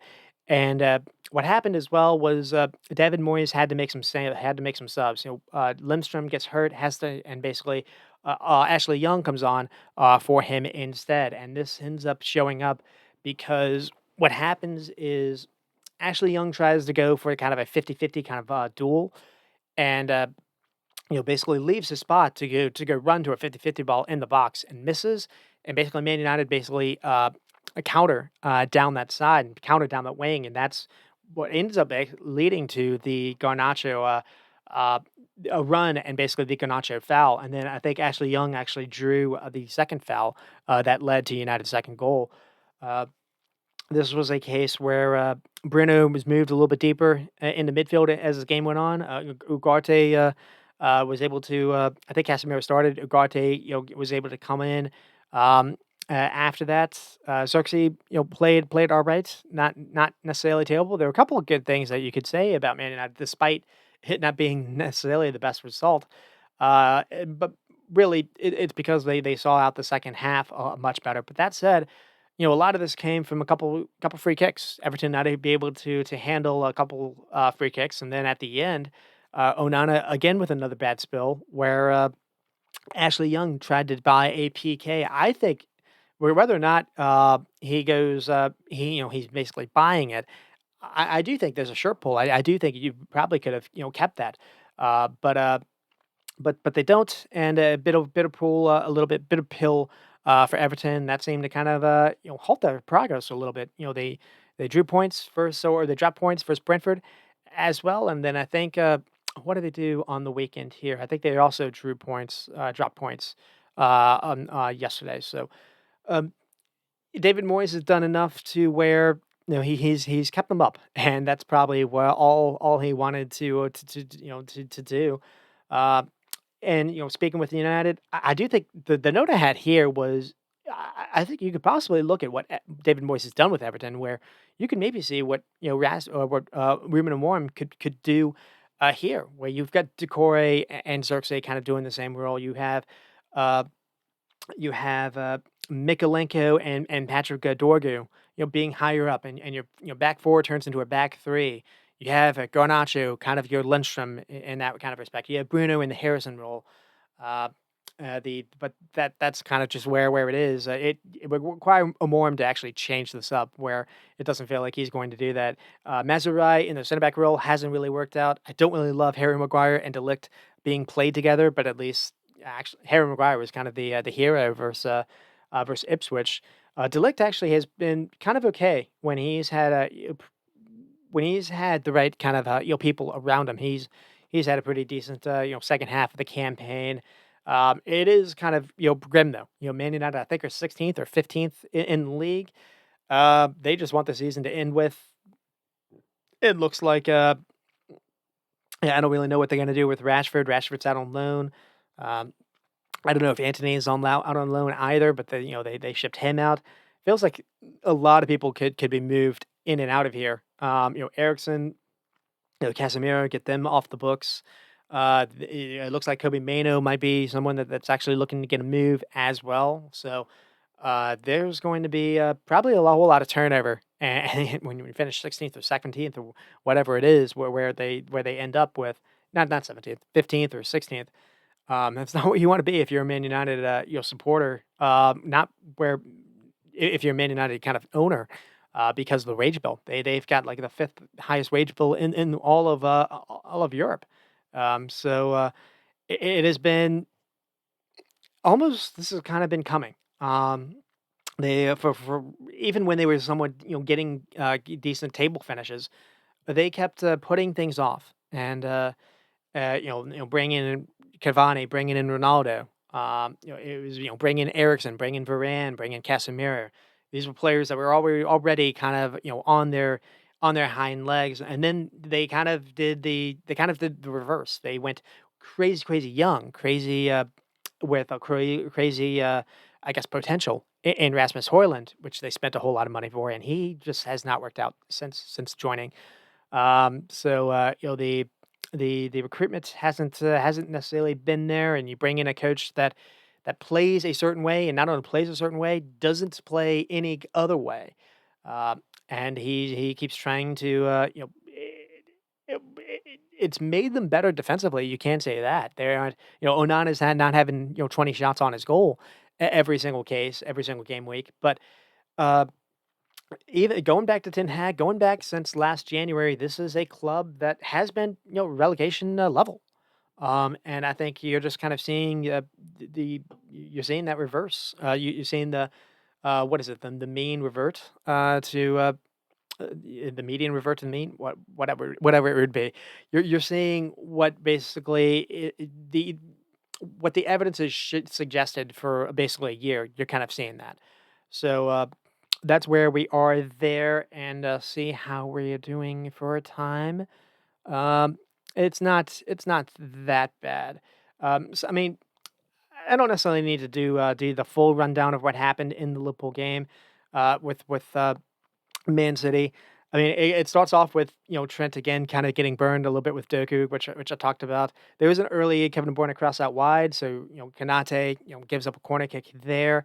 There was a big chance though where Kevin De Bruyne does have a long ball to Savinho, and Savinho is able to get 1v1 with Robertson, draws Virgil van Dijk out, but Savinho gets the cross wrong. He's trying to play it to Foden. Foden's trying to flick it. If actually Marmoush is actually behind him, so that could have been, a bit of a danger moment. And then, yeah, I've got Doku getting, burned by Trent left and right here. But Doku finds Marmoush, but again, Van Dijk able to head it away. That became basically a theme for the whole game. Liverpool's, center backs were always able to get rid of danger. And then the first Liverpool attack, Saka dusts Ake, and then what was a really nice recovery by Kushinoff there, able to stop a goal. And then kind of something happens. Kevin De Bruyne stays on the left side after this, and I feel like he's drawn to a loose ball, and basically he never leaves that spot. And I think this confuses City because he started on the right side and now he's on the left. So Ake gets on the ball and he doesn't see Marmoush making a run behind him. I think Marmoush gets frustrated. Kevin De Bruyne and Marmoush have kind of switched sides at this point. So I think that kind of showed up. The other thing too is Kushyanov and Rico Lewis. So what happens here is Kushyanov basically plays a ball to Rico Lewis, running to the touchline from the middle of the field. Uh, and when Rico gets on the ball, he starts off in this kind of inverted midfield role. Now he runs out to the wide. When Rico Lewis gets the ball, I think he's expecting Kevin De Bruyne to be in front of him, and he's not. He's out of position. And I think Rico Lewis was confused by that, and then he kind of brain farts. He doesn't know where to go with the ball. Tries to go backwards, and that's where Jones is able to quickly close down on him. And then, the other thing too that happened was when Rico got on the ball, he looked up. Mamouche was locked up. Foden was locked up. Savino likewise with Robertson. There wasn't really a place to go, and Curtis Jones and Luis Diaz are both waiting for him and basically gang up on him. And they create the turnover, and Liverpool get the cheap corner kick out of it, and they score on the corner kick. So I do think some of that happened with Kevin De Bruyne being a little bit out of position. I think that kind of froze Man City a little bit there. So in the beginning, it seemed like they possibly had a way to hurt them. There was a moment where Kevin De Bruyne getting the ball out wide was causing or Foden getting Kevin De Bruyne getting that wide was causing Alexis McAllister trouble to run up and to follow him. The other thing too that was doing was it was opening up the middle. So those they were the passing lanes were open in that first 15-20 minutes of stretch where something over the top, whether or not it's Marmoush making a run in between either a Van Dyke or Alexis or Robertson or vice versa. That moment was there, and just Man City weren't really able to take it. But the other thing that happened was I think Slot saw that this was an issue, how they started off with because again Kevin De Bruyne is able to get the ball out wide and able to find Savinho, and again Alexis is late to close down. Savinho is free, is able to go at Robertson, and nothing comes from this. But I think you're starting to see this being an issue. So here is where I think this changed. So Slot changes things up. He basically asks Luis Diaz to drop in and mark Kevin De Bruyne. It allows Alexis to basically man mark Phil Foden. That allows Van Dijk to be free. And that changed a whole lot. So the shape almost moved to like a 4-3-3 with Luis Diaz kind of dropping in a little bit. Jones, Szoboszlai, and Salah was almost kind of the front three. Later, sometimes it was Diaz. Jones and Diaz kind of swapped in and out. But I think the priority was to mark Kevin De Bruyne and to just kind of just basically have someone in between Rico Lewis and Kevin De Bruyne, essentially. But it was also when Phil Foden was making these runs upfield, it wasn't asking Van Dyke to follow him. It was Alexis was supposed to follow uh, Phil Foden, and I think the problem here is Phil Foden didn't do enough to try to be that extra man to make those runs out wide, where that would have that would have probably forced Alexis to follow him, and then he probably would have again created more space for someone like a Marmoush or not. So I think it was a pretty good tweak by Liverpool, but Man City didn't do enough to respond to it. I have another moment where there's a really good play here as well, where Trent has a cross that just misses, probably nearly goal of the month. City here are pressing well in the beginning. It looks like Liverpool are maybe caught in the corner. Then Trent's able to find Szoboszlai. He does a really clever double to fool Savino. Liverpool look in after this. They're able to get open space into the counter. Diaz waits for options and then passes it across the goal box through Salah. And then Salah waits for Trent overlapping him. This is something that City don't do, having a fullback overlap you. And a better cross in probably is to then Liverpool get a throw in, and this is where the second goal comes from. Kanate able to play a pass upfield to Salah. Salah plays it back to Trent. And this happens really, really quick, where it's almost kind of a gimmick or kind of a bait. Maybe there's kind of a head nod where Trent knows when Salah wants the ball because Salah plays it back to Trent and immediately gets on his bike before even the ball it reaches Alexander Arnold. And Gvardiol is just late to recognize it, and then Trent just plays a perfect ball over the top. And then it's just an inch perfect ball into the space. Salah then able to run onto it without breaking stride. And then Guardiola is able to at least recover enough, but Salah just has a cut that goes by him. And then he has options, and he does a square ball to Szoboszlai, and then Szoboszlai is able to find the net through the legs of Kushyanov. So maybe a little fortunate there. Kushyanov did do enough to get back into place. Kushyanov had a pretty good game. He was like the only one because there was moments in the second half where it looks like Diaz had since come on and Diaz was late to recognize a run behind, or maybe there was a bad pass play by Diaz where Liverpool again were in. Looks like they were in. I think it was Slabberschlei with a chance to make it 3-0, and Kushinov did really well to run back and to stop that ball as well. Liverpool also scored in the second half when that was just chalked off or very close offsides, but for the most part, that was all that happened in the game. That was all that really Man City were able to threaten. There was a Nico Gonzalez kind of flick to Savinho that maybe could have done a little bit better. Pretty good recovery defense by Liverpool. A lot of that was just Liverpool being comfortable. They had the 2-goal lead. They didn't really have to. They didn't have to chase the game after that, and that was important because the way that Liverpool started this game, they started without the ball. They started in this mid block. They did something that I'm not used to seeing. Uh, they allowed Man City to have a lot of the ball. Normally, I don't really like that either. I mean, Man City did have 16 shots, 5 on target. Liverpool with only 8 and 4, they were able to get enough of those looks to count. 66% to 34%. There was a lot of people that were praising Liverpool how they played. Where again, the note I had here is if I was an Arsenal fan, I probably would be annoyed by that because Arsenal didn't do much different a year ago, where they set up kind of similar, in my opinion, when they went to the Etihad. And in that case, Arsenal only had 6 shots, and basically they only had 2 on goal. But they did have a moment when they did set up for the counter, and they had Trossard kind of free in the 90th minute, and just Trossard screwed up, and that really was the difference. In the 2 games from 2 seasons ago, where and it was just weird how Liverpool were praised, but Liverpool praised, I guess, because they won. But it's not like they went in and they played champagne football. It was an entirely different game than what we saw back in November or December when Liverpool played at Anfield. Now it is the Etihad.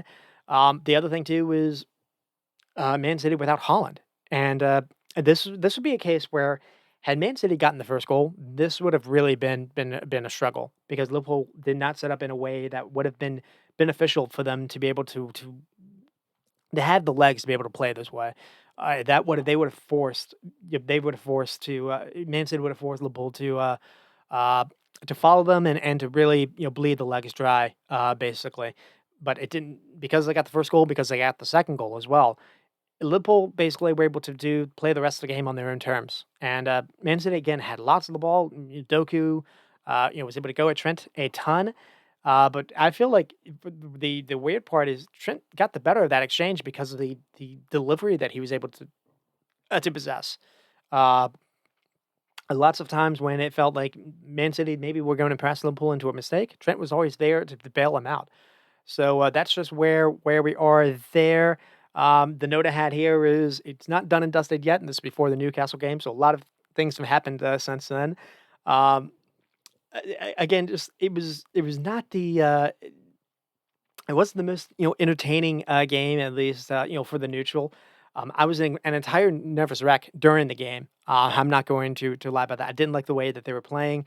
That said, uh, yeah, results, matter at this point. Over the season, though, they've scored the most goals, they've created the most chances. Maybe they deserve to sit a little bit here.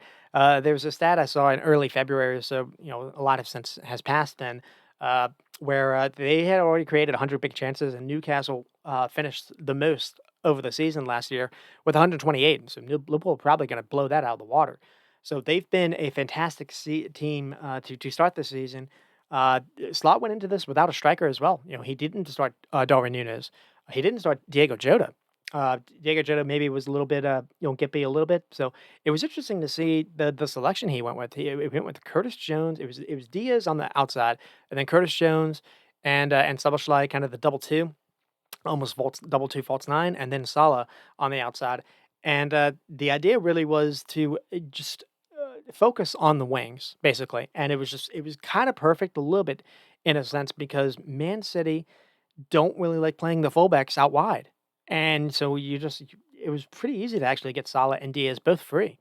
And that was they both were the outlets to play without a striker. You advance the ball upfield on the wings, but you still need someone when you do cut the ball in. Without a striker, you need to have your midfielders to be able to get into the box when the cross does come, and that's where Slabashly, basically became your makeshift striker in the in the important moment, and that's what led to the second goal.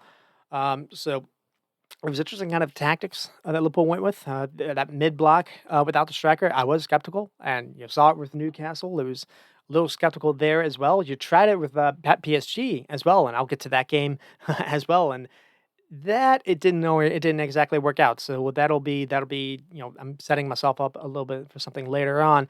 Um, but again, to set up this way, it is so important that you can't concede the first goal. So it was good that they did that. Man City as well offered a chance to play a little bit differently, and Slot took it. Uh, Again, it was one of those cases where just no Nunez again uh, uh, making me a little bit worried. But we've actually found a way for him to have his own kind of redemption arc, and that's kind of saying something as well. Uh, this is you're able to double up on Doku, that was important as well. Doku was able to get by Trent, but whenever that happened, there was Kanate that was free to get on the back of cutback crosses. There was Gravenberch that was able to help out there as well. Moving Alexis to stick on Foden helped out. Moving Kevin De Bruyne and Diaz, that helped out as well. Um, and Salah just being the outball over the top. Salah wasn't helping Trent necessarily on defense. Salah was always the outball. And then Szoboszlai finally able to produce some goals and assists. His work rate is unreal, and he acted basically as a 9, an 8, a 6. He was everywhere in midfield when you needed him. And again, that double false 9 or the double tens. Uh, eh, you're not playing with a striker in the beginning, but in the when eventually when the cross does eventually come, you do need someone to make those runs into the box. And I think the thinking of this is it can be really confusing for a defense where a back line just doesn't have anyone to mark the entire time, and then when the ball does come, your focus is out wide where the ball is, but you don't know where the run is always coming from, and if you don't have someone tracking that run, it can be really easy for a defender to be gotten. And that probably happened a little bit for the second goal. And then Indoan, so the security blanket, that's the other note to talk about there as well. So, yeah, the last time I did an episode was after the Aston Villa game, and I was not the most happy. I was not a happy camper. Uh, you're allowed to have a blip, but that was the game that Darwin Nunes had the big miss there. That was the game where Allison had to just pray for the last couple of minutes where all those Villa shots were going wide. That was on the back of the Everton tie as well, and just it felt like Liverpool were in a bit of a limbo mood. You did not know how this was going to go for their season, and they've turned around and they've not looked back since. And a lot of that reason is because they have someone that's having an all timer kind of season. Uh, with He's leading with goals and assists. I think he's only 5 shy from the record for assists. He continues to produce even in games he's not always playing his best. He's always getting a goal. Sometimes it's from a penalty, but he's been everywhere. And just don't know how much you're going to be able to rely on him this regularly because he is getting up there in age. And that's maybe the reason why they're hesitant to give him another long contract because eventually the tires on the legs will kind of pop a little bit, not fully pop, but maybe get some dents here and there. He's been everywhere, and he just you see Doku was able to get all those dribbles, successful dribbles past Alexander Arnold, but he wasn't able to find anyone. Salah in the same kind of situation when he gets by Gvardiol, he's able to find Szoboszlai. So that's just kind of you want someone that just having someone that produces goals and assists. It matters. It matters from the wide area. It matters from someone that is just able to always be consistent as well. And he's carried the team on his own, at least the attack, and he's perfectly built for the modern game. He's always looking to make these runs without the ball. The second goal happens where he gets the ball from Alexander Arnold and immediately gets on his bike, and he wants the ball played over top of him, not just to his feet. And so many attackers these days want the ball to their feet. They don't make these runs to get behind back lines. They don't try to stretch back lines. Salah has no sorry, even at his age, he's still got his pace. He's still able to get behind. He's still looking to do it. It's selfish running to be able to do this, but it helps because when he makes those runs, he's getting it.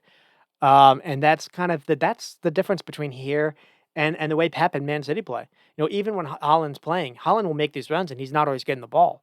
Uh, but here, without Holland, you don't have anyone else doing that. Marmoush was trying to do it, and he wasn't getting played the ball. So and it's Marmoush showed what he can do versus Newcastle, and just Man City decided to stop playing that way.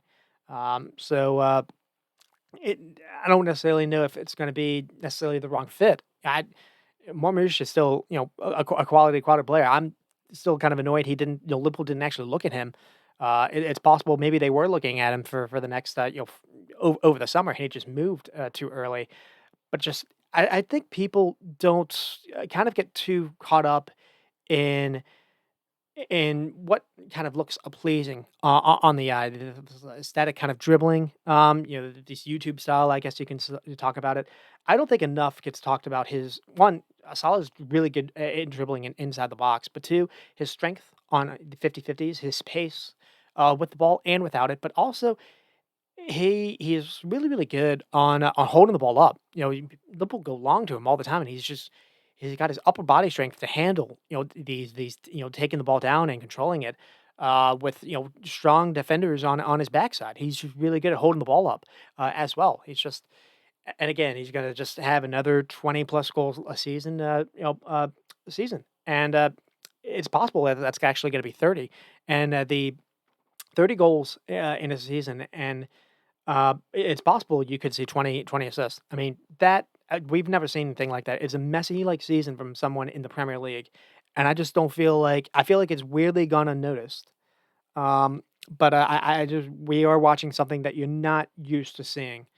So and it's happening at a time where a lot of teams don't like playing this way. Don't like playing with someone direct. Don't like playing with attackers that like to make these runs in behind. They like playing with people that are a little bit more kind of possession minded, a little bit more kind of people that again ball to feet, kind of get the ball slower.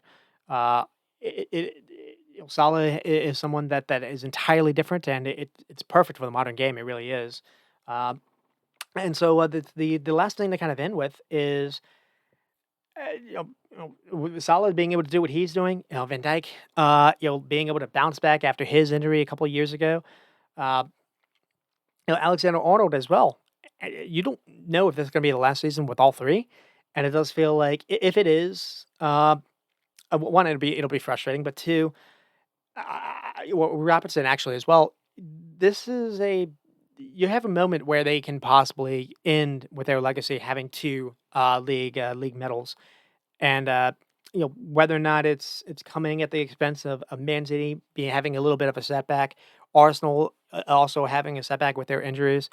It's tremendous for their legacies. Allison to be another. Uh, they're on the verge of greatness. They really are, and we'll see what they do in Champions League. They have a chance to also advance in Champions League. They're beating PSG. Now they were destroyed in that game, and everything but the final the final score line, and only because of Allison. Funny enough. Uh, but this does have the chance to be a really special season. So and who knows how long? Who knows if it'll be a rebound next season? If they lose, even if they lose one, you're not going to be able to replace them. And I do think some of those people do need replacing, like Robertson. So there's going to be a lot of turnover. There's going to be a lot of ways this looks different next season. So it's important to soak it all in and just appreciate what you are. If you're a Liverpool fan, appreciate what you are watching. Um, and the note I have here is I do remember about a year ago where Liverpool got into April and they were leading the league. Now that was a different animal that they were chasing, but I'm not going to count my eggs just yet. I am a little bit more. I'm closer. I'm closer to being able to say it, but I need to see them get through the international window without any kind of key issues. So we'll see. We'll see how because a lot of the story for the season has been the rival clubs getting those injuries, getting those key injuries. City without Rodri just. Once that happened, I think I even said it then. Once that happened, I just didn't see them as being able to replace what they were losing, and that has been the case. They bring in Nico Gonzalez. One of the rap about him is very good with the ball. He's not Rodri without it, and I think uh, He'll probably be able to play with Rodri. I think that's probably why they got him. Is he's going to be able to play in a pivot. But right now they're asking him to do things where he's got too much responsibility, and he doesn't seem like he has the I don't say the athleticism, but maybe the understanding of when to step in, when to help win the ball back. Because Man City is still a really vulnerable out of possession. You know they lost to Nottingham Forest on the weekend. That was maybe when Nico Gonzalez went off, but it wasn't hard for Nottingham Forest to counter on Man City, and that's just kind of been the story the whole season. So. Uh, it's not the Man City of old. There's been Kevin De Bruyne doesn't look the same. Phil Foden the whole year hasn't been the same either. Pep hasn't been the same. Pep has just been a little bit off as well. And then you have Arsenal, what they've been having to deal with. But that said, it is still an unbelievable how Liverpool have been able to do this because you lose Klopp. You didn't know how this was going to go. There was a lot of unknowns coming into the season. Would the manager be stubborn or rigid? Would he adaptable? And the rap sheet out on him was he was a possession manager. You didn't know if he would be okay with a direct style with someone like Salah, and we got our answers the first game of the season. They how they would be adjusted out of possession as well. Um, and a lot of it, we've seen a lot of changes. Allison and Kelleher Kelleher has played a lot of season as well because Allison's been injured. They've had to do less work. Whether or not Kanate and Van Dijk have just been unbelievable defensively, that continues to be worth saying as well. But the other thing too is they've had less injuries, and maybe they just got lucky. But they brought in, Slot brought in some different physios. I don't maybe their training less intense than what Klopp was asking, but they've had fewer injuries than anyone else near them, and especially towards Liverpool last season. Um, they've used Darwin Núñez much less. They've basically been running the entire attack through Salah. Last year, it was Klopp trying to ask Salah to be a creator to use Darwin's runs. Last year, it was Klopp using Alexis to kind of be the number six, where this year he's used Gravenberch. Last year, Klopp was using Alexander Arnold differently than what we've seen as well. And it's not necessarily like Trent's a bombing fullback, but what he is he's being used deeper. And it seems like he's got more of he's more on a leash, but he's been given a license to move in moments. We'll put it that way. He's not doing what he was doing, for Klopp last season. So I think that's been a bit of a change as well. We've seen and the note I have here is quietly, I praise, what Salah's been doing. Quietly, maybe the second player of the season. Now, you don't want to discount what Van Dijk and Kanate have done. Probably you don't want to discount what Van Dijk has done because he's been able to lead that back line despite missing keepers for weeks on end, missing Kanate for a couple of those weeks. I think the second most player of the season has been Alexander Arnold, and just because you see what he offers with his delivery, it's different than anyone else in European football. He's the lock picker versus low blocks. He's the difference maker versus Newcastle versus Brentford versus Forest. Man of the match versus Ipswich, but superb versus Man City, at least on the ball. And I do think he's you don't want to downplay what everyone else has done. Ryan Bradford has been important as well, but you just don't think about you look at whatever other fullbacks in the league or in Europe, they don't have that ability to pick out that switch, from one side of the field to the other on a rope, or the ability to just kind of play a clever kind of three ball, or the ability to just have a great kind of cross to find someone. You have fullbacks that can defend, and you have fullbacks that can whip a cross in, but you don't have it all. You don't have it in that same kind of package. And I do think it's maybe gone a little bit unnoticed how good he's been. He had that terrible run versus Man United, and he's bounced back and been unbelievably good. And he got a little bit done at defensively versus Jeremy Doku. He wasn't really the best versus PSG as well. It is worth saying, but you always have an ability to strike back when you have someone with that kind of delivery in his locker when you also have a team that's willing to make those runs forward because you always have options ahead, and Alexander Arnold helps with that. So there's a reason why Liverpool don't get bogged down as like these other teams do, and I do think a lot of it is because of that. They have a secret that other teams don't have, and I do think that's not been um th- that's not been to do. I'm losing my not been unimportant. I guess I can say losing my train of thought there. So another change to talk about is slots adjustments. He tweaks things all season, makes pretty good second half adjustments. That's been kind of a thing to talk about as well. You saw it in Fulham when he, when they were down a man, he was able to do really well there. Where Liverpool controlled the ball versus a team down a man. Uh, and there've been a couple of games where I've been a little bit annoyed. I didn't love his adjustments versus I think Wolves I had here, or I think it was Everton. There was a game where I wanted him to bring on Endo, and he didn't. But he's since learned from that. He's since brought on Endo to see games out, and that's been a change as well. Uh, he hasn't fully restricted Trent's movement, and that he still floats around. I do think what he's done is he's kind of moved Robertson around a little bit more. Um, and I just think it's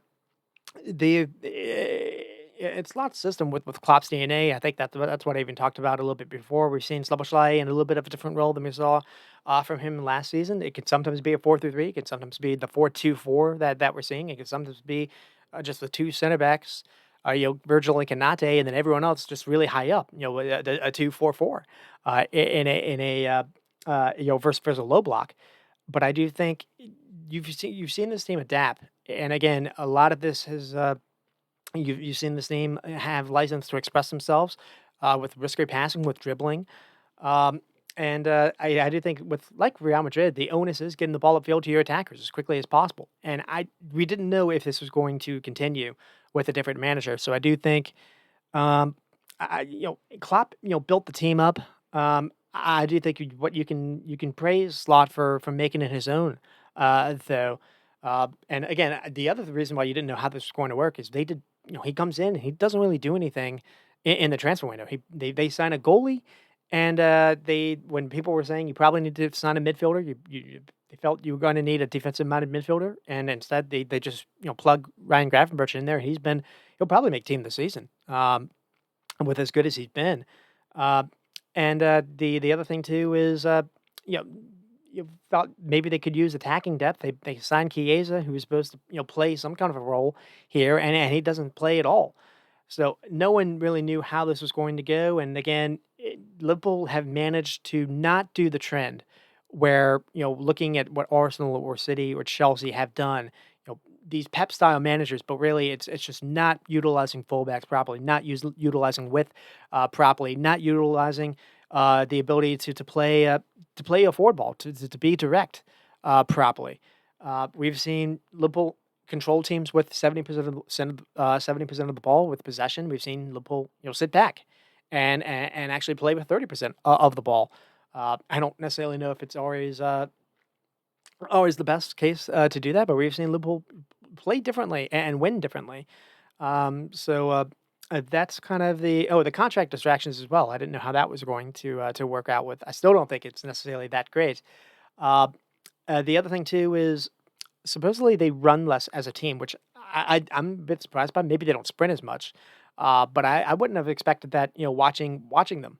But they've gone through Leverkusen and Madrid and AC Milan in the Champions League unscathed. And so it's not just been because the EPL has been poor. I've seen people arguing about that as well.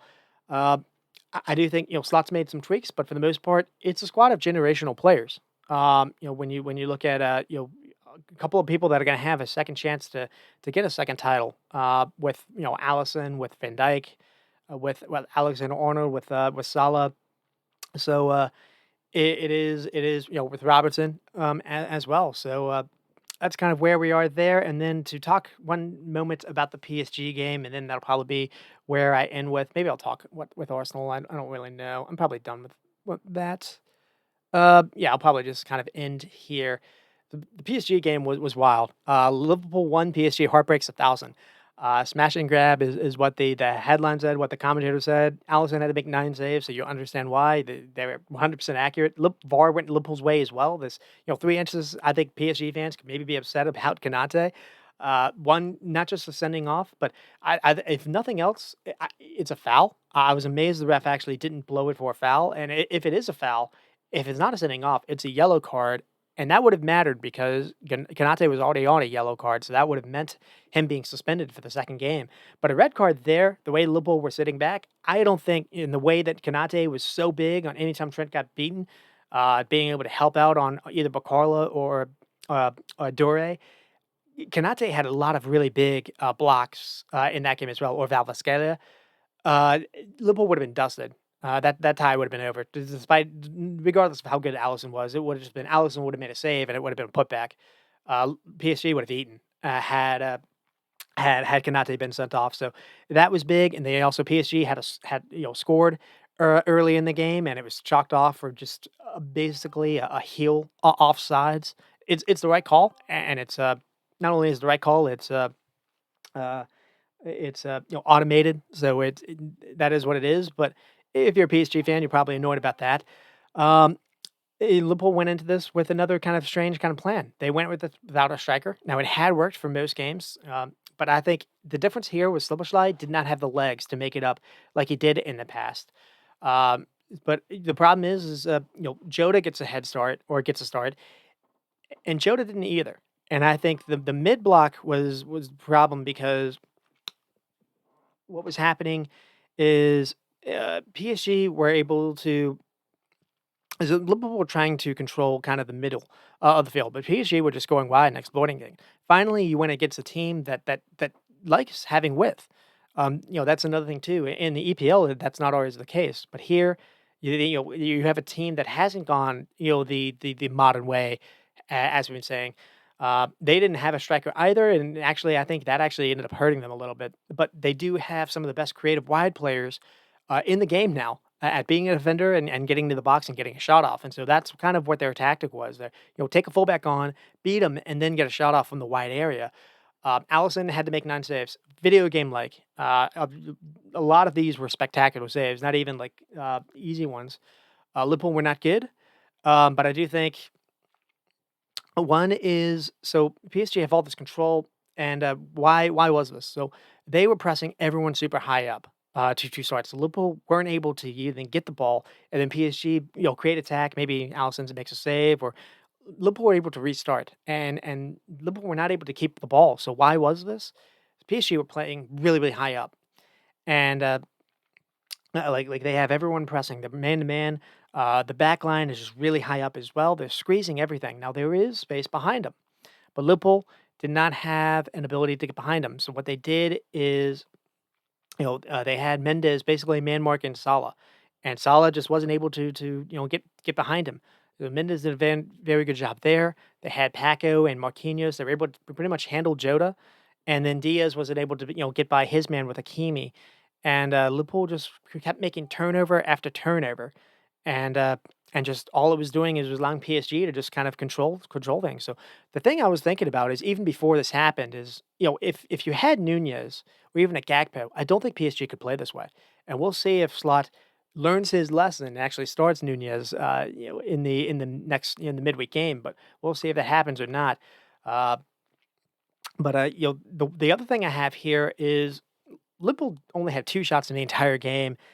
I do think it was I don't want to say it was misleading, but I do think something that I think commentators have messed up is PSG were very risky in how they were playing, and even with even with Jota, even with other the players that they had, the final ball was on. Jota got in behind, Diaz got in behind, Grafenberch as well, and just every single time it was off, but it happened like I counted like 9 times when I went back and rewatched this, where Liverpool actually got in some pretty dangerous areas. The other thing that was happening was sometimes someone actually, Diaz was able to get behind Hakimi, and there would just be Jota would not be anywhere near for a cross. He would always be too far behind the play. That's what happens when you don't have a striker.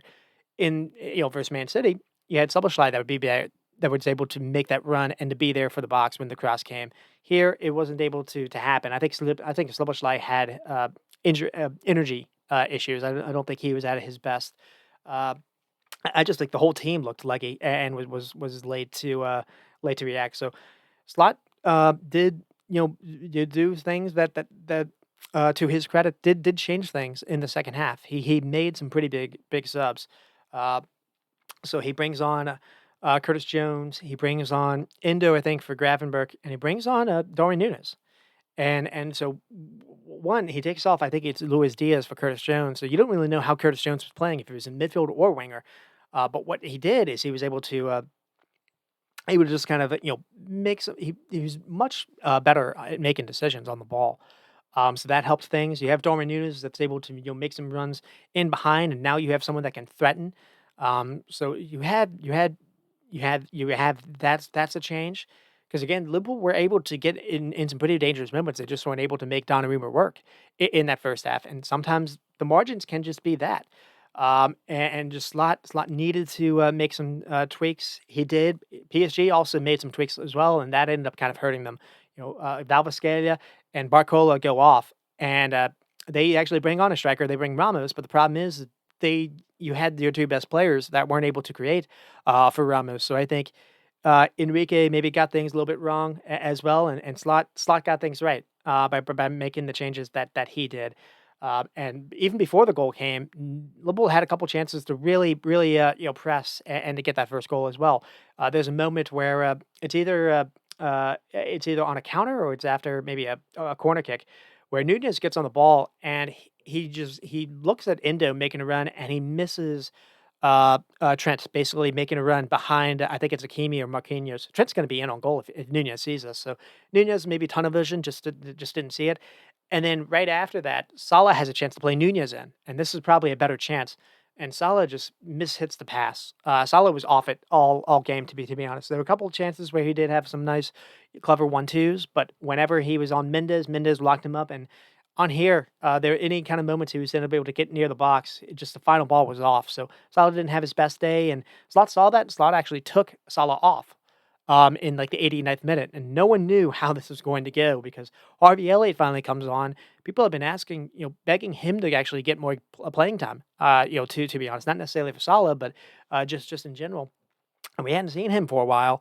And Harvey Elliott comes on, and 30 seconds after that, with his first touch, after Allison goes long, and after finally, this is one of the moments where PSG aren't able to pressure Allison. And this is one of those moments where PSG are playing that high line, and Allison's able to just float a ball into the space. Darwin Núñez is able to bully Marquinhos in the air, and then he does really well to actually with his kind of thigh able to touch the ball towards him. Again, goes by a player. I think it's João Neves. And then instead of just doing a rash shot, he has his head up and he sees Harvey Elliott making a run to join him, and Darwin Núñez plays it. And with his first touch into the game, Elliott, again, a player that hasn't had a whole lot of playing time. Darwin Núñez hadn't had a whole lot of playing time, to at this point as well. And those two combined, and Elliott's able to slip on something past Donnarumma, probably a shot that Allison would have saved. I think the final shot was like 2-29 in PSG's favor. PSG, fell asleep, and I think when Salah went off, I wonder if Mendes kind of went to sleep as well, because he just completely lost Elliott. So yes, Slot lucky, Liverpool lucky they have Allison. Lucky the Kanate wasn't sent off. Lucky that Salah went off and actually his replacement scores. But that said, PSG had a plan, and again, Liverpool was setting off, and they weren't trying to press as a kind of a tactic.